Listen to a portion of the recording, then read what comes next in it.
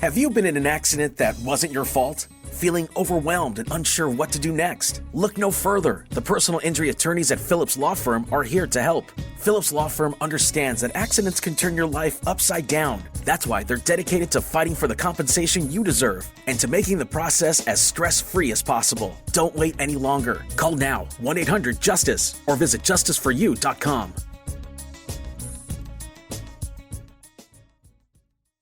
Hello, I'm actor and small business owner Ty Burrell, and I'm going to tell you how Innovation Refund's network of independent tax attorneys help eligible small businesses file for the ERC. Also, they're letting me play with the soundboard, and I love it. They analyze and interpret ERC claims to help businesses get the refund amounts they may qualify for. Go to innovationrefunds.com or call 1-843-REFUNDS. Innovation Refunds does not provide tax or legal advice. We work with an independent network of tax professionals to evaluate and process your claims. Terms and conditions apply. Ty is a paid spokesman. Hey, this is BJ. Thanks for listening to our show's podcast. If you're a fan of all things geeky, you should check out my other podcast, BJ Shea's Geek Nation. We have new episodes every day, and you can check it out at bjgeeknation.com. Your home is going into foreclosure and you feel like a financial wreck. You don't know where to turn for accurate information. I'm bankruptcy attorney Travis Gagne. Let's talk about some legal options. If we work quickly, we can propose a plan to save your home, modify the loan, or in many cases even eliminate your second mortgage. The consultation is free. I've helped hundreds of people just like you make informed decisions about whether to save their home or exit it on a reasonable, organized timeline. The chapter you choose sets the tone for the next chapter of your life. Please contact me today at choosetherightchapter.com.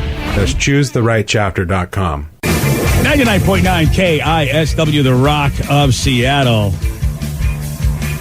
A Philadelphia man is going viral. And you can check the video on the BJ and Migs page of KISW.com. It's all because of his accent. And if you've ever, spent some time with anybody from Philly who's really like from deep Philly, the accent is pretty amazing. Right. It's kind of like a D-bag accent, if you ask me. Said from a New Yorker, which is basically Philly is a sort of lower class New Yorker. Well, I mean, that's rude. I hate to say it. That's how we Bostonians feel about all of you. But Philly sounds like a New Yorker. Don't even get me going on the Boston accent. What are you talking about? That's an unlikable D-bag accent. Oh, boy, you're such an... Well, I can't even say it. So basically people just loving this guy because, he sounds very, very Philly. Dude, so I was passed out and I woke up to nothing but text messages, phone calls. I had no idea what was going on. And I got dressed, I came out, I looked down, and I smell like a smoky smell. And I'm like, damn, dude, so it's crazy. Look out my window, I see a bunch of cops. I'm like, bro, that's right by my apartment. So when did you figure out and realize that the freeway collapsed? Oh, dude, I was passed out when that happened. I was passed out. I love when they get the whatever eyewitness accounts now because it's like you give us no information that's relevant. No, he also seemed a little annoyed to even talk to the guy. Yeah. Oh, I was passed out. Dude, like, what do you want from me? I'm just trying to take a nap. That is that freeway's crazy. Yeah, dude, I saw that, dude. What the F? And so basically, a fire underneath the freeway basically melted the top part of it, and so it was the overpass. It melted because it was underneath it, and especially driving on that thing. Yeah. Oh, dude. Luckily, I don't know if anybody was or not. I didn't see anything about that. Neither did I. And they said it's going to be months. And so it's like, okay. Ask people from West Seattle what months mean. Danny, what does that mean? How was that for you, Danny? Terrible. There we go. Yeah. That's why I never went to see Danny. It was so great. I had a great excuse. Oh, that's why. I said, the bridge is out, Danny. Can't do it. Now you got to find a new excuse now. I know. Yeah. It really sucked. I had to go over and see him. It's almost summer. It's crazy over there. I can't come over during the summertime. Alki's just insane. Yeah. Forget about it. You can't even drive around there these days. No, I don't want. I did. Yeah, sorry, Danny. No reports of injuries or fatalities from that collapse. That could have been an awful story. Yeah, dude. Yeah. So, man. I didn't, you just think that those roads can just survive anything, but apparently not a gigantic fire.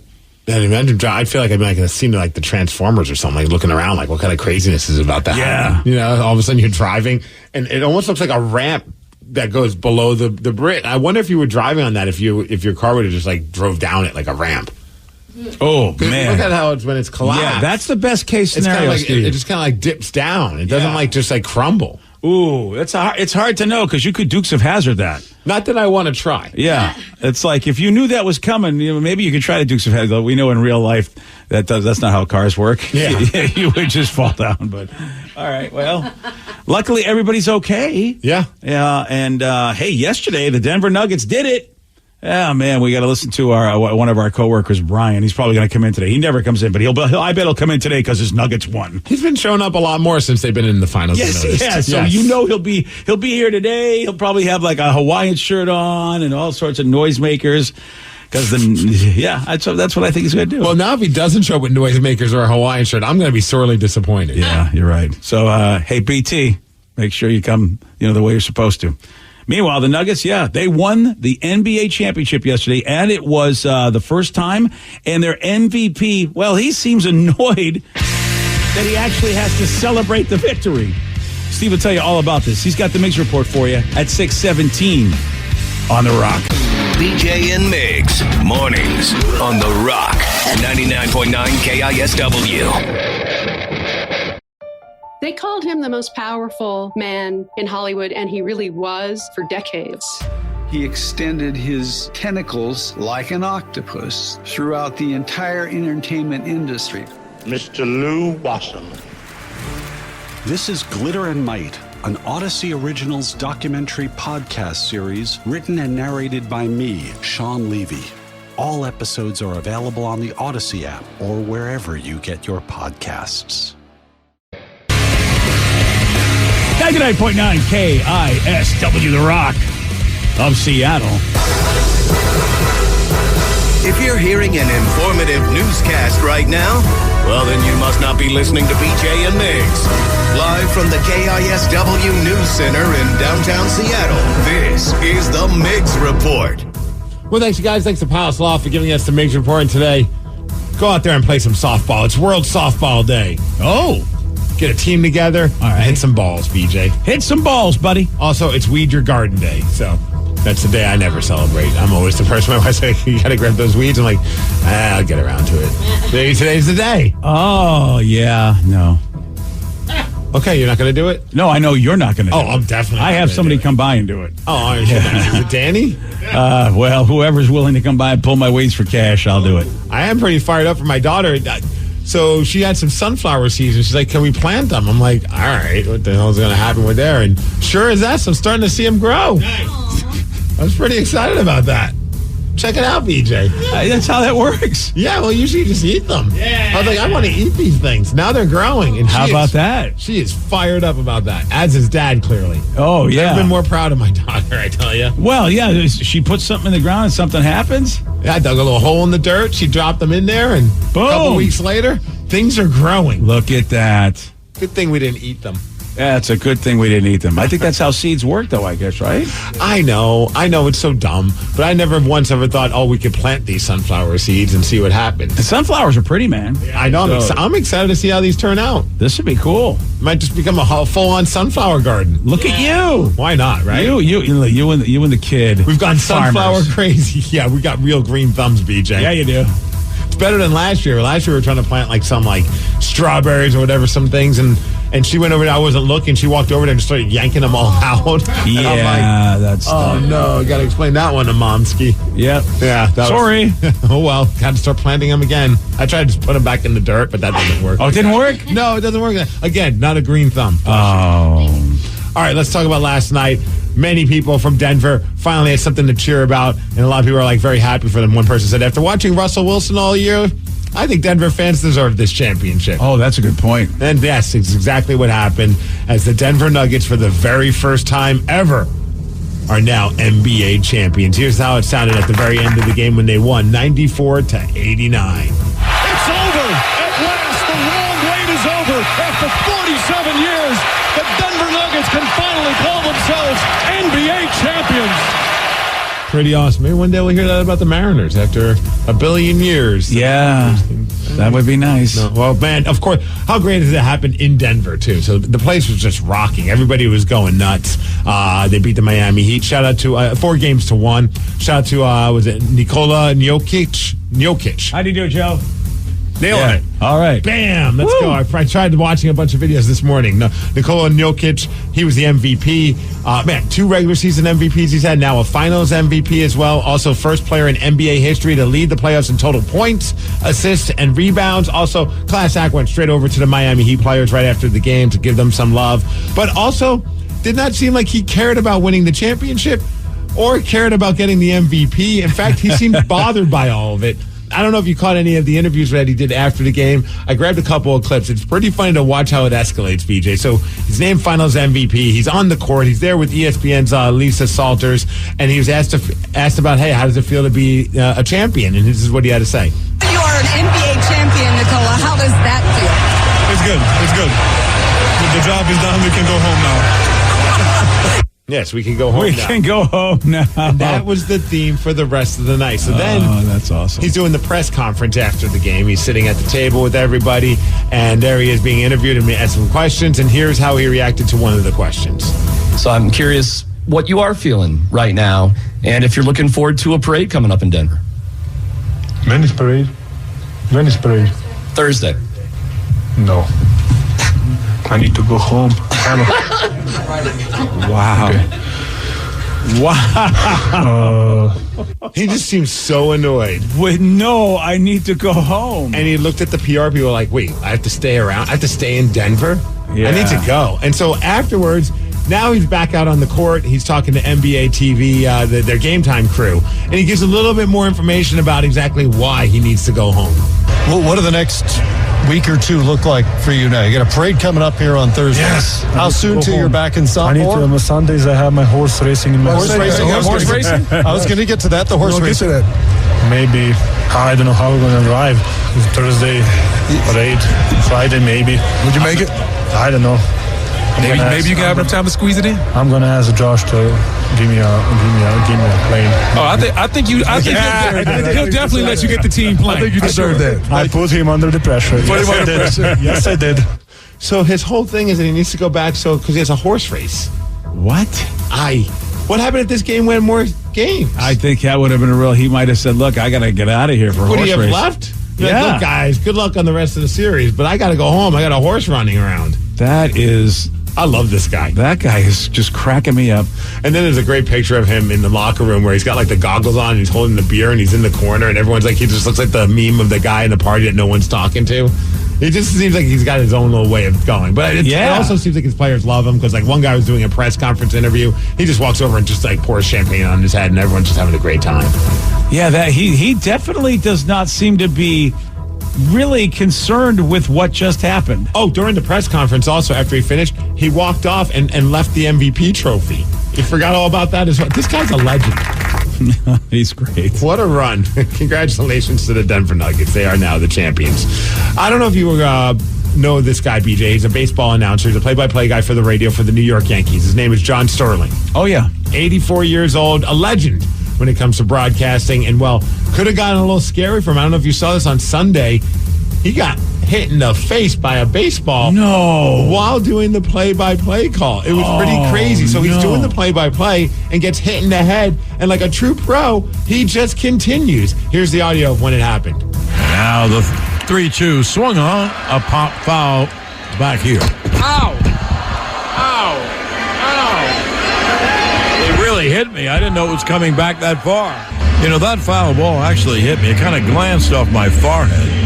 So I took one for the team. Are you okay, John? Yes. Okay, yes. I am okay. Just a glancing blow. Just a glancing blow. He did say he needs to get out of there because he has a horse racing now. Yeah. He's 80 what? He's 84. What? Yeah, he's been doing it forever. And if you watch closely, like you can see, like it's basically because the glasses that he's wearing, it kind of saves him from getting really hurt. Oh, you're right, dude. Like the corner of his glasses. Like, I mean, I'm sure it hurt. Like, don't get me wrong. I'm sure that did not feel good, but that would have been a lot worse because that thing was coming. That ball was coming fast at his face. Yeah, it was, man. You're right. Those glasses did save him because I couldn't believe he kept going on, but it was the glasses that really, because if that would have hit him in the eye, right in the eye. Oy, oy, oy. Wow. And, and because they thanks to the Sterling cam, I mean, you know. I know. It is kind of cool that they now have like cameras on, like even the radio announcers, because they want to like do like viral content. I don't think they were expecting that kind of viral content. That's pretty badass. That is, I mean, I don't know how many. It's just weird to have a foul ball even near you in the booth like that. Every once in a while, I've seen it over the years, but boy, right in the face. Right in the face. That's what the Mariners did to the Marlins yesterday, baby. Oh, boy. Just gave it to them right in the face. Yeah. 8-1. Big win for your Mariners. We're back. We've turned it around, BJ. Everything's good now, right? I want to believe so, yeah. How about, Bryce Miller, rookie pitcher? He threw a one-hitter. I mean, he pitched a great game. That was pretty awesome. Yeah, he found his mojo again. Yeah, he threw 6 innings, only allowing 1 hit, which was that home run, which 2 outs in the 5th inning that he gave up. But otherwise, struck out 6. Looked really good out there. Ty France hit a home run. That's good. Suarez, Eugenio. Suarez hit a home run. Tom Murphy as well. It was pretty awesome. But most importantly, we got to bring this up, BJ. The texts are coming in. Yep. Teoscar Hernandez, our favorite player. 2 hits, RBI. His batting average right now, 252. Yeah. Joe, when's this bet end? The 19th. Oh, crap. Still got some time. I was hoping it ended on the 13th. Yeah. Today being the 13th. Because if by the 19th he's still batting 250, we all get coffee. That's it. You got to hope. Oh, man, all the texts were coming in. Steve, you won the bet. Teoscar's at 252. Another person. 2 hits for Teoscar. I love how now a lot of people who listen to our show, when he got a couple of hits, people are tweeting at me. He's become our new favorite player. That's it. Just to troll you, BJ. Just to troll me, man. I think it's fantastic. So they play the Marlins again tonight, so hopefully the winning ways continue. So that's the bet, is that by that last game, the 20th game, he's got to be in the 250s. Yes, by June 19th. Okay. So is it that game on the 19th count, or when we wake up in the morning, if his average on the 19th has to be 252? What is it? Or 250, Joe? We said after 20 games, so it should be after the 20th game. I believe the 19th is the 20th game. Oh, sorry, buddy. Okay, so but that's going to be a big day. Oh, we'll see what his average is and see what happens. Who are they playing that game? Is it at home? I feel like it might be. Oh man, that might be. I have this. Tuesday night. Yeah, I got this. I can get the schedule. Oh, so Wednesday could be a real special day. Chicago White Sox. Oh, let's go, Teoscar. That's good because the White Sox aren't good. Meanwhile, by the way, the Marlins are good, so that is a good sign. That was a great game. I like what Mariners are like a really bad relationship. Really, when you think about it, like 1 minute you're just done. I'm done with this, and the next thing you know, they say something nice to you. You're like, oh, you know what? This actually is. I feel like there's hope for this relationship.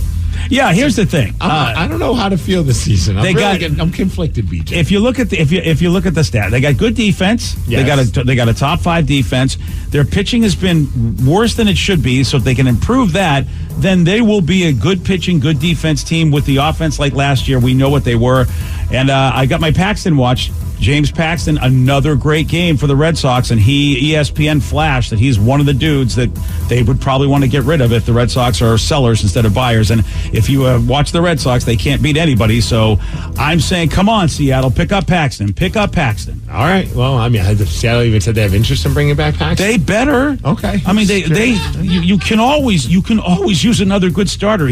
And Big Maple looks like he's the real deal again. And well loved in this area, and I'm sure a lot of people who own James Paxton jerseys would love for him to come back, so that way they can wear those jerseys again. Don't forget, he's pitching in Fenway as a lefty. That's not an easy thing to do. Every morning I think about that. I'm glad you do. Yes. Tonight we can see another championship one on the home field, home ice. Yeah. With the Las Vegas Golden Knights game 5. They have a 3-1 series lead. How about Miami? You know, Miami had the possibility of winning 2 championships at pretty much the same time, and now they actually have the possibility of losing 2 championships at about the same time. Hey, welcome to Miami. We're second best. Yeah, welcome to Miami.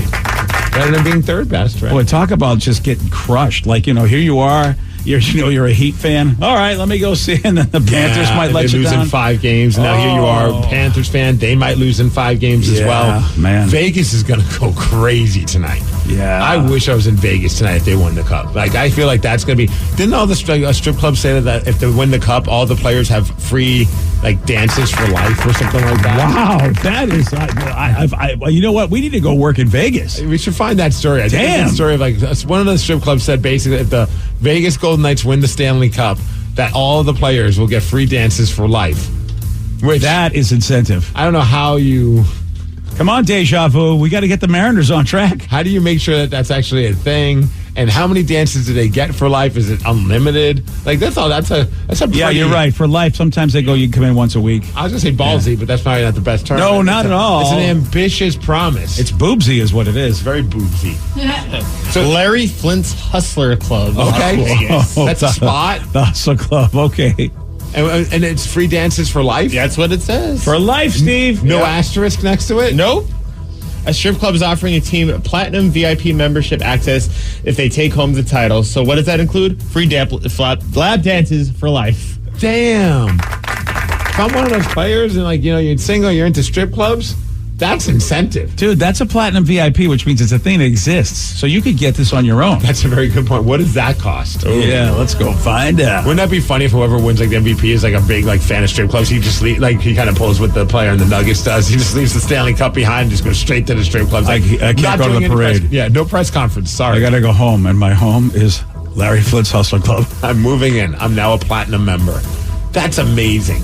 Yeah. And what about the girls? You are very impressed by this. I mean, this is, I feel like, you know, I mean, free food would be nice. Yeah, but often we hear about the free food one. Like you said, like, you get free pizza for life, but it's limited to one pizza a week for the rest of your life. But you like the fact that you can go in any time to the Hustler Club. And there's no fine print.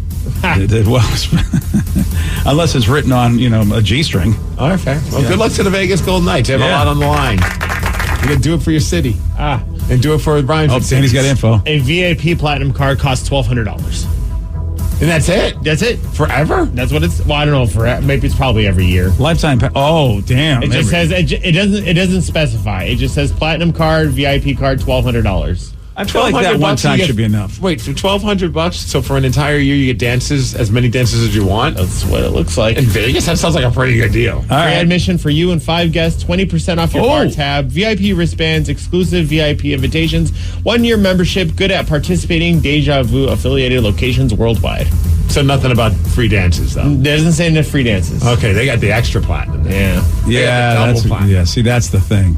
I was going to say, that seems like a pretty decent deal. If you're a strip club enthusiast, you can probably drop it. Enthusiast, that's a very kind word. I think so. If you're a super custy. Well, oddly enough, didn't plan it this way, but the weather today, we're going to hit a high of 69. It's going to be cloudy. Thanks to Snoqualmie Casino for giving us the Migs report, and that's what's up. Go Vegas, Golden Knights. Yeah, you got a lot on the line now. I kind of want to see the Panthers win, though. Yesterday, Steve, he did get this one wrong. What is the name of the town in Tim Burton's The Nightmare Before Christmas? In a town? I don't know. Darktown. No. Darktown. Christmasville. No. Whoville. No. Look at Danny. Danny is looking at you like you're the dumbest person on the planet. No, well, it's not the first look. Won't be the last. Because Danny, of course, knows everybody should know that it's Halloween town. Danny is just like, wow, you people. You want a shot at PD Steve? You got it. 206-803-ROCK. We'll play Beat Migs at 647 on The Rock. Today's podcast was brought to you by Travis Gagne, bankruptcy attorney. Here's another question from a listener. If I can't afford to pay my bills, how am I going to afford attorneys and bankruptcy fees? You know, one of the things people ask me all the time as a bankruptcy lawyer is that how am I going to pay all these fees and costs because I'm here because I can't afford to pay my bills? And of course, we understand that. I mean, being in the bankruptcy field. But, you know, one of the things to remember is that if you decide, once you make the decision to file bankruptcy, you can stop paying on all of the creditors that are going to be included in the bankruptcy. And those are the funds that you can use that you have been paying your creditors to pay your attorney fees and court costs to get your case filed. And once your case is filed, you're not going to have most of those payments anymore. Thanks, Travis. If you have more questions about bankruptcy, you can reach out to Travis anytime at ChooseTheRightChapter.com. That's ChooseTheRightChapter.com. Thanks for listening.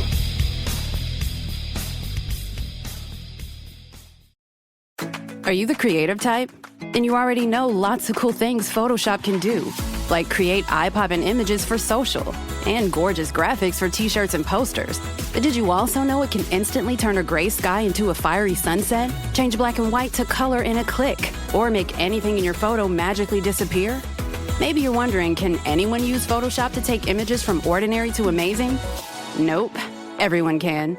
Visit Photoshop.com and get started for free.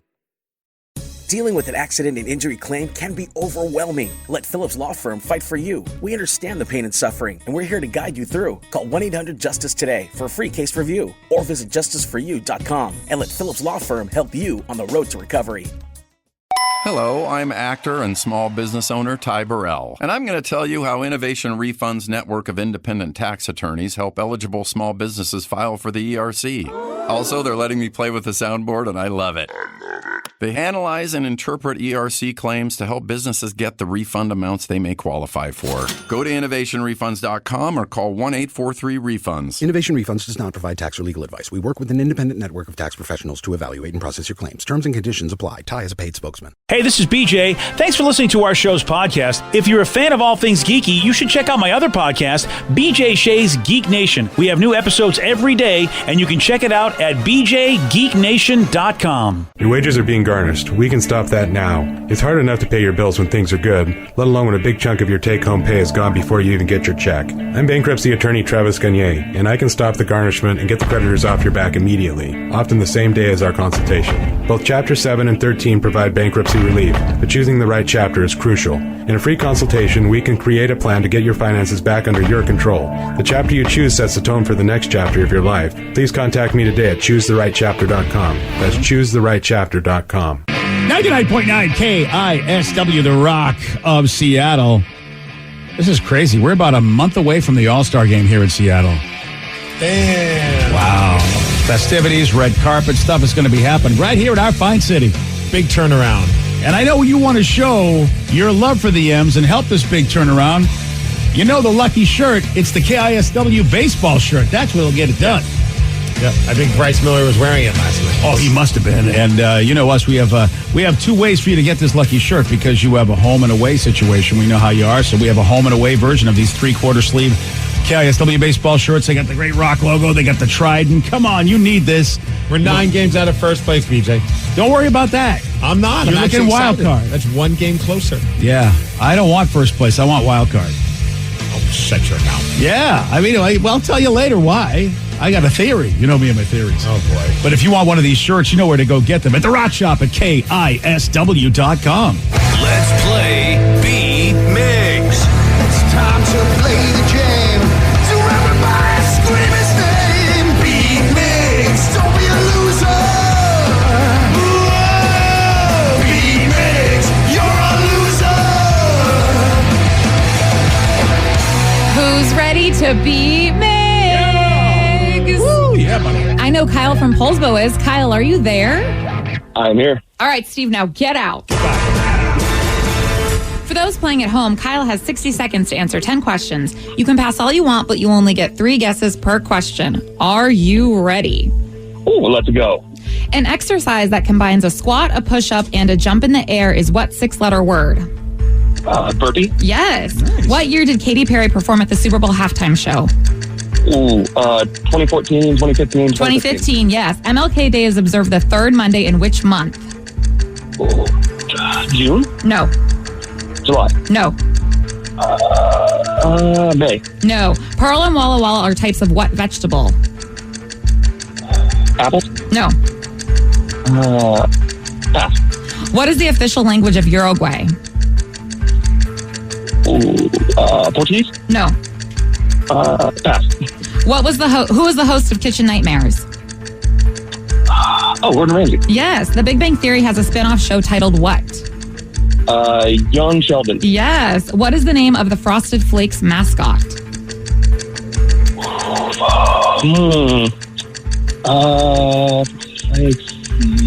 That's not Tony the Tiger, is it? It sure is. Ca is the symbol for what chemical element?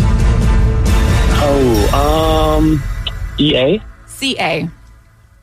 Calcium? Yes. Wow. Okay. And with that, you get 6 correct. All right. Not a bad show. I was pretty nervous there for you in the middle, but hey, 6 is pretty all right. Yeah. I am shaking. Kyle, I have faith, okay? It's all good. Okay. Take a deep breath. Do it, buddy. Steve, are you ready? Oh, yeah! An exercise that combines a squat, a push-up, and a jump in the air is what 6-letter word? Squat, a push-up, a burpee. Yes. What year did Katy Perry perform at the Super Bowl halftime show? Oh, man, I went that year. What the hell was it? 2015? Yes. MLK Day is observed the third Monday in which month? January. Yes. Pearl and Walla Walla are types of which vegetable? Cherries. No. Tomatoes. No. Onions. Yes. Nice. What is the official language of Uruguay? I'm going to go Spanish. Yes. Who was the host of Kitchen Nightmares? Gordon Ramsay. Yes. The Big Bang Theory has a spin-off show titled what? Sheldon. No. Shelton. No. Young Sheldon. Yes. There we go. What is the name of the Frosted Flakes mascot? Tony the Tiger. Yes. Right. Ca is the symbol for what chemical element? Carbon. No. Calcium. Yes. Wow. What is the main fruit juice used to make a Bloody Mary? That would be tomato. Yes. Oh my goodness. With that, you get a perfect 10, Steve. And you win 10-6. Sorry, Kyle. Wow. He had a great game. Hey, I'm going to have to go in and do some like montage training or something, come back stronger. There you go. That's You it. gotta go to Russia in the snow. Yeah. That's it. Thanks for playing, buddy.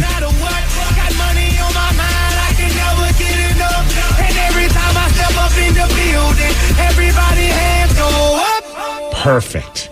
And they stay there. Although I'm a little disappointed in myself. If I known he got 6 right, I would have probably tanked one just to get the 6 to 9. Nice. Yeah, but the perfect 10 know. It's and been a DJ minute. Khaled. Come on. It has been a minute. It's been a while since we heard that one. Right? I felt good. Yeah, congratulations, Steve. Mariners win. Look at you. You're on the you and the Perfect Mariners. 10. Yeah. Okay.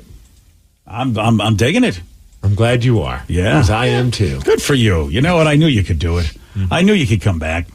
Got a survey talking about American couples and what they're fighting about. Turns out that 45% of us American couples, fight over thermostat settings. Oh, yes. Yeah. My wife and I don't really fight that much, but my parents, I say fight.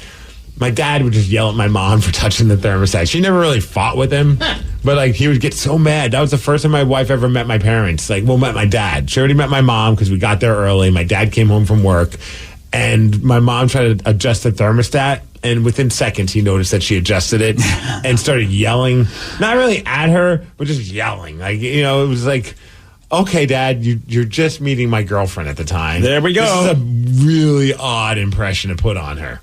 So was he mad because of the temperature change, or was it because of the energy costs? He had to now go in there and reset everything again. Oh, okay. In all fairness, not that he should have been yelling, but my mom had no idea what she was doing, and she just started hitting buttons, and it just completely threw everything off. Oh yeah, that I can understand. It's not changing the temperature, but all those computerized ones. Yeah, the temperature changed drastically. It got a lot hotter, and also it was very everything was all off. I don't know what my mom did in those 30 seconds she did while touching it. And also, I'm like, why would you even try that, Mom? You know you don't know how to do these things. And I think she just got over there and started hitting buttons. Because my grandpa used to get mad at anyone who would touch it, but it was because he'd be like, oh, the cost of heat is just crazy these days. Do not touch it. He wanted it at a certain temperature because that would keep his bill under a certain amount every month. Looks like you learned a little bit from him. You went a little bit more extreme. You don't even put on your heat. Exactly. No argument. No heat. See that? There's no fighting. Your girlfriend's too frozen to say anything. Exactly. Yeah. Yeah, 17% of people say they lock their partner out of being able to even adjust the thermostat settings. Oh my gosh. Yeah, and of course, Family Guy had a classic piece about this. Can I turn the heat up? Oh, don't touch the thermostat, Meg. Come on, this thing goes up to 90. Without your thermostat. God, how does he always know? Dude, it's so crazy. Even in our house, you change it just 1 degree, and it goes from being a little too chilly to being uncomfortably warm. Really? Yeah. Wow. Just 1 degree. Yeah. Sometimes it's maybe I'm a little bit of an exaggeration, but it would get a lot noticeably warmer. We'll be at 68, and my wife's it's a little chilly. I'm like, all right, I'll bump it up to 69. Nice. The next thing you know, it's a little too warm in here right now.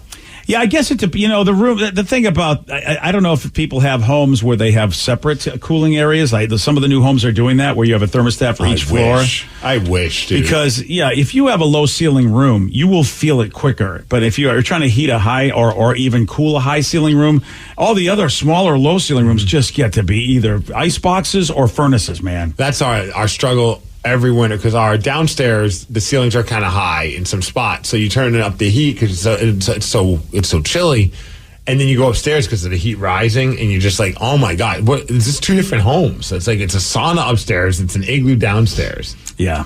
I don't. That's why I was like, so jealous of people who have those separate zone ones, man. I know, dude. If I was building a house, I would make sure to have that. But if I was building a house, I think there's a lot of concerns people need to have. Right. Yeah, that's not going to cope. So they're not putting them in all the new homes. They still don't do that. Oh, I thought they were doing that with all the new ones because you have a pretty new home. Yeah, our home's only a few years old. No. And also a weird thing. Someone looked at me like I was crazy because I'm like, yeah, it's so strange that they put the heaters on the ceilings. Because that makes no sense to me. Like, shouldn't the vents be on the floor? And they're like, I've never been in a home where the vents are on the floor. They're always on the ceiling. And I'm like, that's odd because the last house I had, the heat vents were on the floor, and that made sense on the first floor because, with heat rising, wouldn't you want the heat to start at the bottom first? Well, we have a sort of. I'm no home builder though. Yeah, well, I have a basement level. And I have, of course, the regular level. And it makes sense because the vents are on the floor in the regular level. And since they're trying to have access to the same heating system, the system sort of runs between both areas. So it's in the ceiling on the bottom level. But you're right, Steve. What they would like to do is have 2 separate systems so that the cold can come from the top and the heat can come from the bottom since, heat rises and cold falls. Yeah, well, it's annoying, I tell you. Yeah. And in this town, I think you're right because we need heat more than we need cold usually. Mm-hmm. We don't at least back in the day, we didn't need air conditioning that much. So why would they build ceiling stuff when really it's the heat that we use more around here, which you then should put in the floor? It is funny that actually leads to a lot of arguments with people. I knew one buddy, he had the thermostat set on his phone, and he would even check it to make sure. Oh, I got that. That seems a little over the top. Not you having it, but he would check it to make sure that because he was very cost conscious, like Danny was talking about. Yeah. He was just like, what the hell? She has it up to 74 degrees right now. I'm like, well, what do you care? Oh, so I didn't realize he was using it for stocking. And he would change it back on his phone. That's awesome. Okay. I love that because with mine you can change TV channels too. Oh, that I would do to I remember I used to do that to my now wife, when she was a girlfriend at the time. I would do that to troll her sometimes when she was in the house. I was upstairs. I would change the channel. She's like, something's wrong with your cable box. I'm like, what? It keeps going back to the NHL network. I'm like, that's I don't get such a troll. Hey, are you having problems at work? Maybe your significant other keeps changing your TV channels. I don't know. Maybe that could be a relationship problem or any other random problem where you need some advice. We're here for you. Yeah, you can call us. You can text us right now. 206-803-ROCK. It's Help Wanted. And we're going to do it at 7:17 on The Rock. BJ and Migs, mornings on The Rock, 99.9 KISW. They called him the most powerful man in Hollywood, and he really was for decades. He extended his tentacles like an octopus throughout the entire entertainment industry. Mr. Lou Wasserman. This is Glitter and Might, an Odyssey Originals documentary podcast series written and narrated by me, Sean Levy. All episodes are available on the Odyssey app or wherever you get your podcasts. Is your relationship going sideways? Have a family issue? Problems with your coworker? Do you need advice? We're here to help. No problem is too dumb. No dilemma is too silly. This is Help Wanted with BJ and Migs. 99.9 KISW, The Rock of Seattle. What is Help Wanted? Well, really, we get a lot of phone calls during Listeners on the Loose and a lot of texts of people with relationship issues and job issues and dumb issues. And Steve just thought, you know what? Listeners on the Loose is not enough time. It needs its own subject every day, its own place. At least a couple a day, it seems like. In fact, now that we're doing Help Wanted, it's more than a couple a day. People got problems, BJ, and clearly we're their solution. We are their solution. We're the cheapest solution, at least. Yeah, why pay for therapy? You know we're all crazy. Yes. So good chances we've experienced what you've experienced and might even have some advice. And maybe not good advice, but maybe at least you'll know that you're not alone in having to deal with something absurd or stupid. Yeah, no matter how dumb you think it is, we are here for you. Call us or text us now, 206-803-ROCK. It's Help Wanted. We've got a couple to pick from that are pretty juicy. All right. This one just came in. It could be about, this quite possibly is the world's worst groomsman. So we can have a question from that. Okay, then. or one that involves bikini baristas? Oh, I just saw a couple of stands recently. I was up in the Everett area. Saw them, did you? I have not gone in. Well, you don't go in, you just pull up. Yeah, I haven't done that either. All right. Just pull up, but don't pull out. Yeah. There we go. That could be the name of it. Yeah. All right, let's oh boy, I like the groomsmen. Well, what are you feeling, Vicky? You feeling bikinis? I'm feeling groomsmen, actually. Groomsmen, good. I was kind of go. leaning towards that one, too. Let's do it. Man, I think we're all going to just crucify this guy. All right. All right, he said 2 of my good friends are engaged and getting married. The wedding is planned for later this year. I want to see both of them happy. Problem is, I've been smitten by the bride-to-be ever since I met her. At the time, I was in another relationship, but by the time that ended, her relationship with my buddy had just blossomed. As the wedding date approaches, I can't help feeling like I need to say something before all opportunity fades. I know I should just get over her, but after dating others, my mind's eye comes back to her. To top it all off, I was asked to be one of the groomsmen. I feel increasingly dishonest by omission, but I don't want to sabotage 2 meaningful friendships. Should I tell her? Should I tell anyone? Or should I do what I've done for the last few years and keep my mouth shut? It's like Jesse's Girl. Yeah, it's like someone's just writing like a really Jesse's Girl. bad rom-com from the 80s right here. Yeah. And it's just everything about it. So I've been smitten by the bride-to-be. Yeah, you, first of all... I feel dishonest by omission, BJ. Boy, sometimes when a person is friendly to people, folks just get the wrong idea. Does he just think like she's been pining for him as well? And like if you say something... Yeah, that's what that's the first thing that should be in your head. It's like if he didn't put that down. If he had put down that she's been making advances towards me, I would be like, yeah, you need to say something because your buddy needs to know that the girl's not actually being completely faithful. Right. But it seems like this is all in his head and she has done nothing to encourage this. No, it sounds like a one-way street. Yeah. And I've got it. He's a groomsman. Yeah. So clearly, you get your buddy a hooker and film it and then send it to her and then the relationship ends and now you guys can get together. Thank you. I was drawing a blank. Yeah. I knew you'd come through with some great advice. I needed to think about it. I'm like, you know what? He isn't in the wrong, actually. We can fix this. Yeah. I mean, this is meant to be, right? Just Please get a don't take boombox, John Cusack style, and that'll fix it too. Just, do that. I feel like we are writing the world's worst 1987 romantic comedy. Here's what I want to say. When somebody says smitten, dude, I'm going to tell you right now, you're thinking with the other part of your body. Because, a relationship, a marriage, it's going to be a long-term thing, and it's more than just being smitten. Eventually, if you're in for the long haul, the smittenness is going to be gone, and then you got to be like, can I live with this person? Are they a cool person to live with? That's something they don't ever tell you. They really need to tell you that marriage is more about that. Being with somebody compatible. My wife and I have had so many struggles because we're not compatible. We laugh about how we're never matched up on all those eHarmony things that they do. Mm-hmm. I don't know why we got together because we really don't have a lot in common, but it is definitely more challenging than I see other couples who seem to have more interests and more in common with each other. So smitten just isn't enough. You can't use that as a reason to want to spend 20, 30, 40 years with somebody. I like this text. Kept it simple. Keep your mouth shut, D-bag. Yep. Hey, you know what? You could. That was a lot less worse than what I said. Yeah, I mean, are you so full of yourself that I need to tell them? I need to let her know. That way she doesn't miss out on me. Like, what a weird thing that even... Oh, I feel bad for the buddy that asked you to be his groomsman. Like, he actually thought highly enough of you to want you to be a groomsman? Now, hold on a second. D-bag. Here's the thing. I'm going to help this guy out. Okay. I was told many years ago by my therapist that it is very healthy for human beings to have crushes on other human beings even after you're married, where you get smitten with people. Mm-hmm. So he's not a bad guy to be smitten with her. It does happen to us. And I think if we were to talk to everybody, and if they could really be honest, they would say, oh, I've had a ridiculous amount of crushes, even though I'm in a committed relationship. And this can't be more than that. He doesn't really know her. He hasn't spent a lot of time. So it's a crush.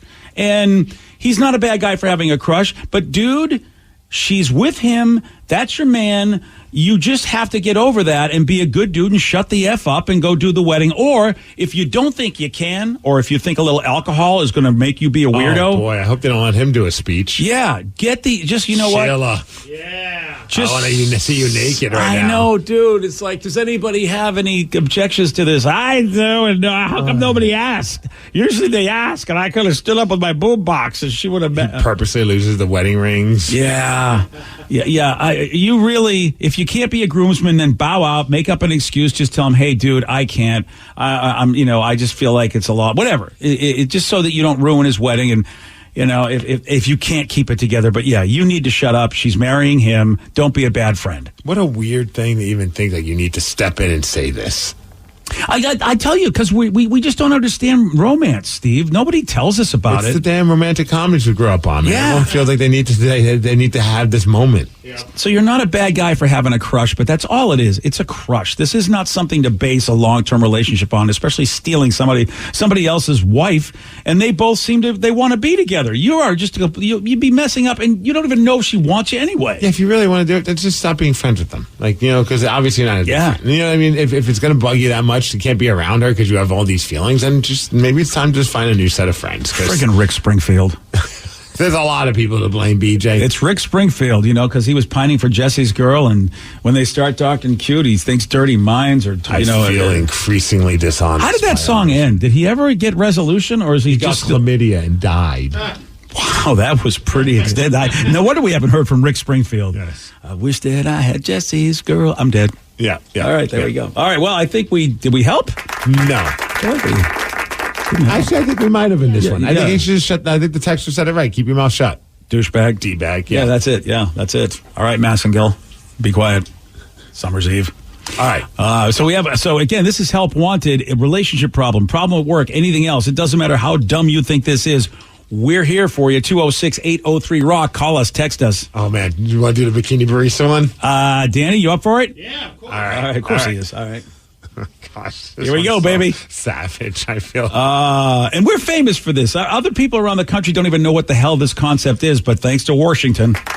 It is fun to tell, like, when people come here and they start, like, say, what is up with these stands? I'll tell you what is up, buddy. And like, this is not a thing anymore. I think it's like Vegas, I think Arizona and Washington might be the only places. I'm sure California really hasn't picked this up, or Florida. Did we start this? Yes. Yeah, you know why, don't you? Because we're amazing. Okay, yeah. I didn't know what the reason was going to be, but I'll go with that. Yeah, one. That's why. Who else would come up with a great idea but Delicious us? coffee and sweet heinies. Yeah, why not put them together? buddy. All right. This one texted us yesterday, said, at what point should someone just stop using their looks as a career? My sister is in her mid-30s and is still a bikini barista. I've defended her career choice to my family as I know it's just a job and who cares. But I mean, she's closer to 40 than 30 now. I think it's time to hang it up if you ask me. Well, first of all, I don't know how you could judge your sister based on what she needs to be qualified to be a bikini barista, because I think that's a little creepy. You know what I mean? I wouldn't want to have to judge my sister and go, you're hot or not to be doing this. No, so right off the bat, I'm a little worried about that. Now, if it's your stepsister, I'll give you a pass. Yeah, you're right. That thumbnail is a legitimate thumbnail in certain places. Depending when you both entered each other's lives, of course. What an odd thing to have a sort of conversation about. I said, yeah, why not just leave her alone? Like, she can just do it until she wants to stop doing it, or until she realizes, you know what, I'm not getting any tips anymore, and nobody's coming up to the stand. Maybe it's time for me to just let the young crop pop in. And she's still in her 30s. Can we name closer to 40 than 30, BJ, though? Still, let's say 37. I love that he had to put that in there. Let's say she's 37, 38. I think we could go on IMDb and search for all the 38-year-old actors out there. And really, these women still look amazing. So I don't have any reason to believe she couldn't still be in that business. I think you could go all the way up to 50 at least. And then depending upon how well you do your thing, you might even be able to go beyond 50. Look at Martha Stewart, for crying out loud. I bet she could be a bikini barista if she wants to. I wonder. Okay, I mean that would be interesting, especially if she's making pastries. I would go see her. Yeah, well, if I get some of Martha's pastries, I don't care if she's in a bikini or. You saw her rocking Sports Illustrated. Honestly, I haven't. Oh, you haven't seen that spread, as it were? Wow. Okay. Yeah. I have heard and read about it. I just haven't. You have heard and read? You're the only guy that actually read articles and didn't look at the pictures, literally about a person that has pictures. I love that. I saw people bring it up, and I read a couple tweets about people. I'm like, there it is. There's Vicky's got them. I didn't want to see it, man. It was like Titanic. I just never wanted to go through. No, you don't want to see an 80-year-old? Yeah, she looks fine. I mean, look, I'm with you. She looks fine. I mean, I'm not going to look. I have to tell you though, if Martha Stewart came came knocking, I'd be like, sure, why not? Okay, how do your wife feel about that? Oh, I mean, if I'm a single guy, obviously. Oh, yeah. Yeah, you know. Martha actually has been holding back. She wanted to let you know back when you were getting married. She's waiting. I know she had a crush on me. Yes. That's why she couldn't be my wife's bridesmaid. Martha had to bow out. Yeah. Now, if he has a concern about, hey, what's your long-term plan? Like, you know, what are you going to do when this time is up for a career? Like, maybe he's just concerned as a brother. I don't know how close their relationship is. I will say this. I feel like here's what she could do. She could start chatting up some of the coffee people. Maybe she meets somebody cool. Oh, like a sugar daddy? Yeah. Yeah, there you go. I mean, why not? I mean, she's kind of an unofficial sugar. She's an unofficial sugar baby, really. It is a legal sugar baby, sort of, or at least a much more safe version of the sugar baby, where people coming up to see you naked or half naked or whatever and getting coffee and giving you money. You can take that further if you wish to and become a sugar baby officially to one person. And like one time she even said, my neighbor's a bikini barista. She's making blank and bank. Yeah. That's not too bad to look at when she's outside. Oh, nice. Do you know if your sister's saving that money? I think that's the big one, because a lot of folks in the exotic dance world or bikini barista world, they're really smart. They go out there and they just sock that money away and create a greater retirement account for themselves. Some make a ton of money, and some even turn it into like a bit like our friend Rachel Barley, who was a rock girl. Like, she's gone from being a bikini barista to now like she's running like a bikini barista empire. Wow. Rachel's like the Lucky Devil Latte or something. I can't remember the name. I can't remember, but she's opening up new ones left and right. Yeah, see? So, you know, again, Rachel's just using whatever she can to make money, which is what we all do. By the way, Rachel's another one where I can't imagine at any age she still wouldn't be qualified. But that's the thing. I mean, you're as qualified as long as people are coming and buying coffee from you. I guess then you're doing your job, right? Yeah, I feel like there's a problem with the family. I think the brother and the parents are just ashamed. Well, it sounds like he was defending her for a while. Now he's finally maybe caving into the pressure of her not being a bikini barista. Yeah, you know, is he embarrassed for her? Honestly, if she's not using her money properly, well, she's like any other human being who, if you make a lot of money, there's a lot of people in every profession that make stupid decisions when they make a lot of money. So I can't really put her down for that. But I feel like what else would you have her do where she could make that kind of money? Oh, one time she said she could transition into like a new version of a bikini barista called Mocha MILFs. Who knows milk better than MILFs? Honestly, I would feel better going to a place like that. Mocha MILFs would dominate. That's a great idea, Texter. Dude, that's why, I'll be honest with you, that's kind of why I don't want to go to a bikini barista stand. I feel like that I just look like a perv because I'm as old as I am. Like, I would go to Mocha MILFs. Mid-30s and up. Yeah, Mocha MILFs. Probably 40s, to be honest with you. Even mid-30s seems like it's way too young for me. I think you got to be in your 40s. So Mocha MILFs would be a place I'd go. Okay, I like how you're like, yeah, you're too young. You're 35. Well, yeah, it's all about optics. You know what I mean? It really is all about optics. And I feel like people... Look, if I showed up with somebody, if I was single and showed up with somebody in their 40s, that's still somebody 20 years younger than me. And that's a lot of years. But I think that I still could pull that off where people wouldn't go, oh my God, you're a perv. But if I show up with somebody in my 30s or younger, in their 30s or younger, that's why I got Mocha MILFs. Please open that up. Mocha MILFs would be a multi, I don't know, not even a million. A multi-million dollar. Yes. I feel like that one would do really well. Yeah. I'm all for it. You and I should start that business. I was about to say you should start that business. I don't got that kind of net worth like you do. What's she at right now? Yeah. Oh my! We haven't checked my net worth. It's been at least a week. Yeah, a lot of things. I've been going to a lot of therapy lately, so it could be in big trouble. If it's over $1 million, you gonna invest in Mocha MILFs? Oh no, I need more than that. Okay. Yeah, I need more than over $1 million to be investing in a possible franchise that's going to fail. You're not kidding. Your therapy must be costing a ton. You're at $500,000. What? That's the lowest I've ever been. Yeah. $500,000 net worth. Yeah, dude. I have a home on Mercer Island. That's got to be worth something, right? I think it's time to get your therapist from Groupon. Yeah, you're right. I'm screwed. Or maybe you should start texting into the show and we'll give you free advice. I think you're absolutely right. For a few months, get you back up there again. I think I do. I should be texting help wanted myself. All right. Well, hopefully we've helped out everybody. And by the way, tell your sister we'd be glad to give her place a free plug on the show, and we'd love to talk to her.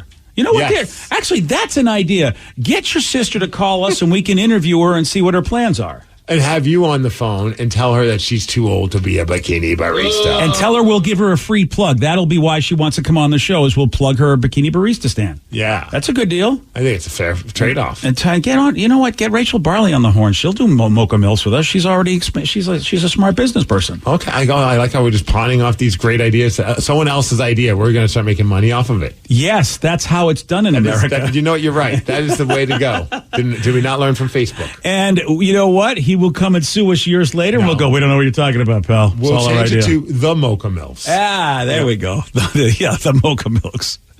Here's a question for you. Why would a woman start doing a strip show on the roof of her own house? Maybe that's Mocha Mills. You're going to hear from her at 7:47 on The Rock. Today's podcast was brought to you by Travis Gagne, bankruptcy attorney. He's here right now and has agreed to answer more of your questions about bankruptcy. How much does bankruptcy cost? Usually with my office, we do a flat fee that includes all your court costs, filing fees, credit counseling, credit reports, in one cost. In Chapter 13 cases, that usually starts at about $900. With Chapter 7 cases, the total cost, including all your court costs, attorney fees, is usually about $1,500. We offer payment plans on Chapter 7, so you can start a file with my office for as little as $200. You can send your creditor calls to us. We'll take your creditor calls while you gather up your information and make payments on the rest of the fees.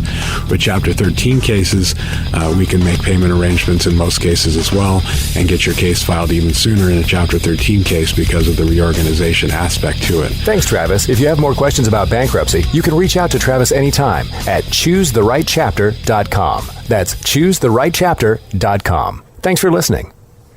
Hosier, Unreal Unearthed. The new album featuring Eat Your Young and Francesca. Hosier, Unreal Unearthed. Out now.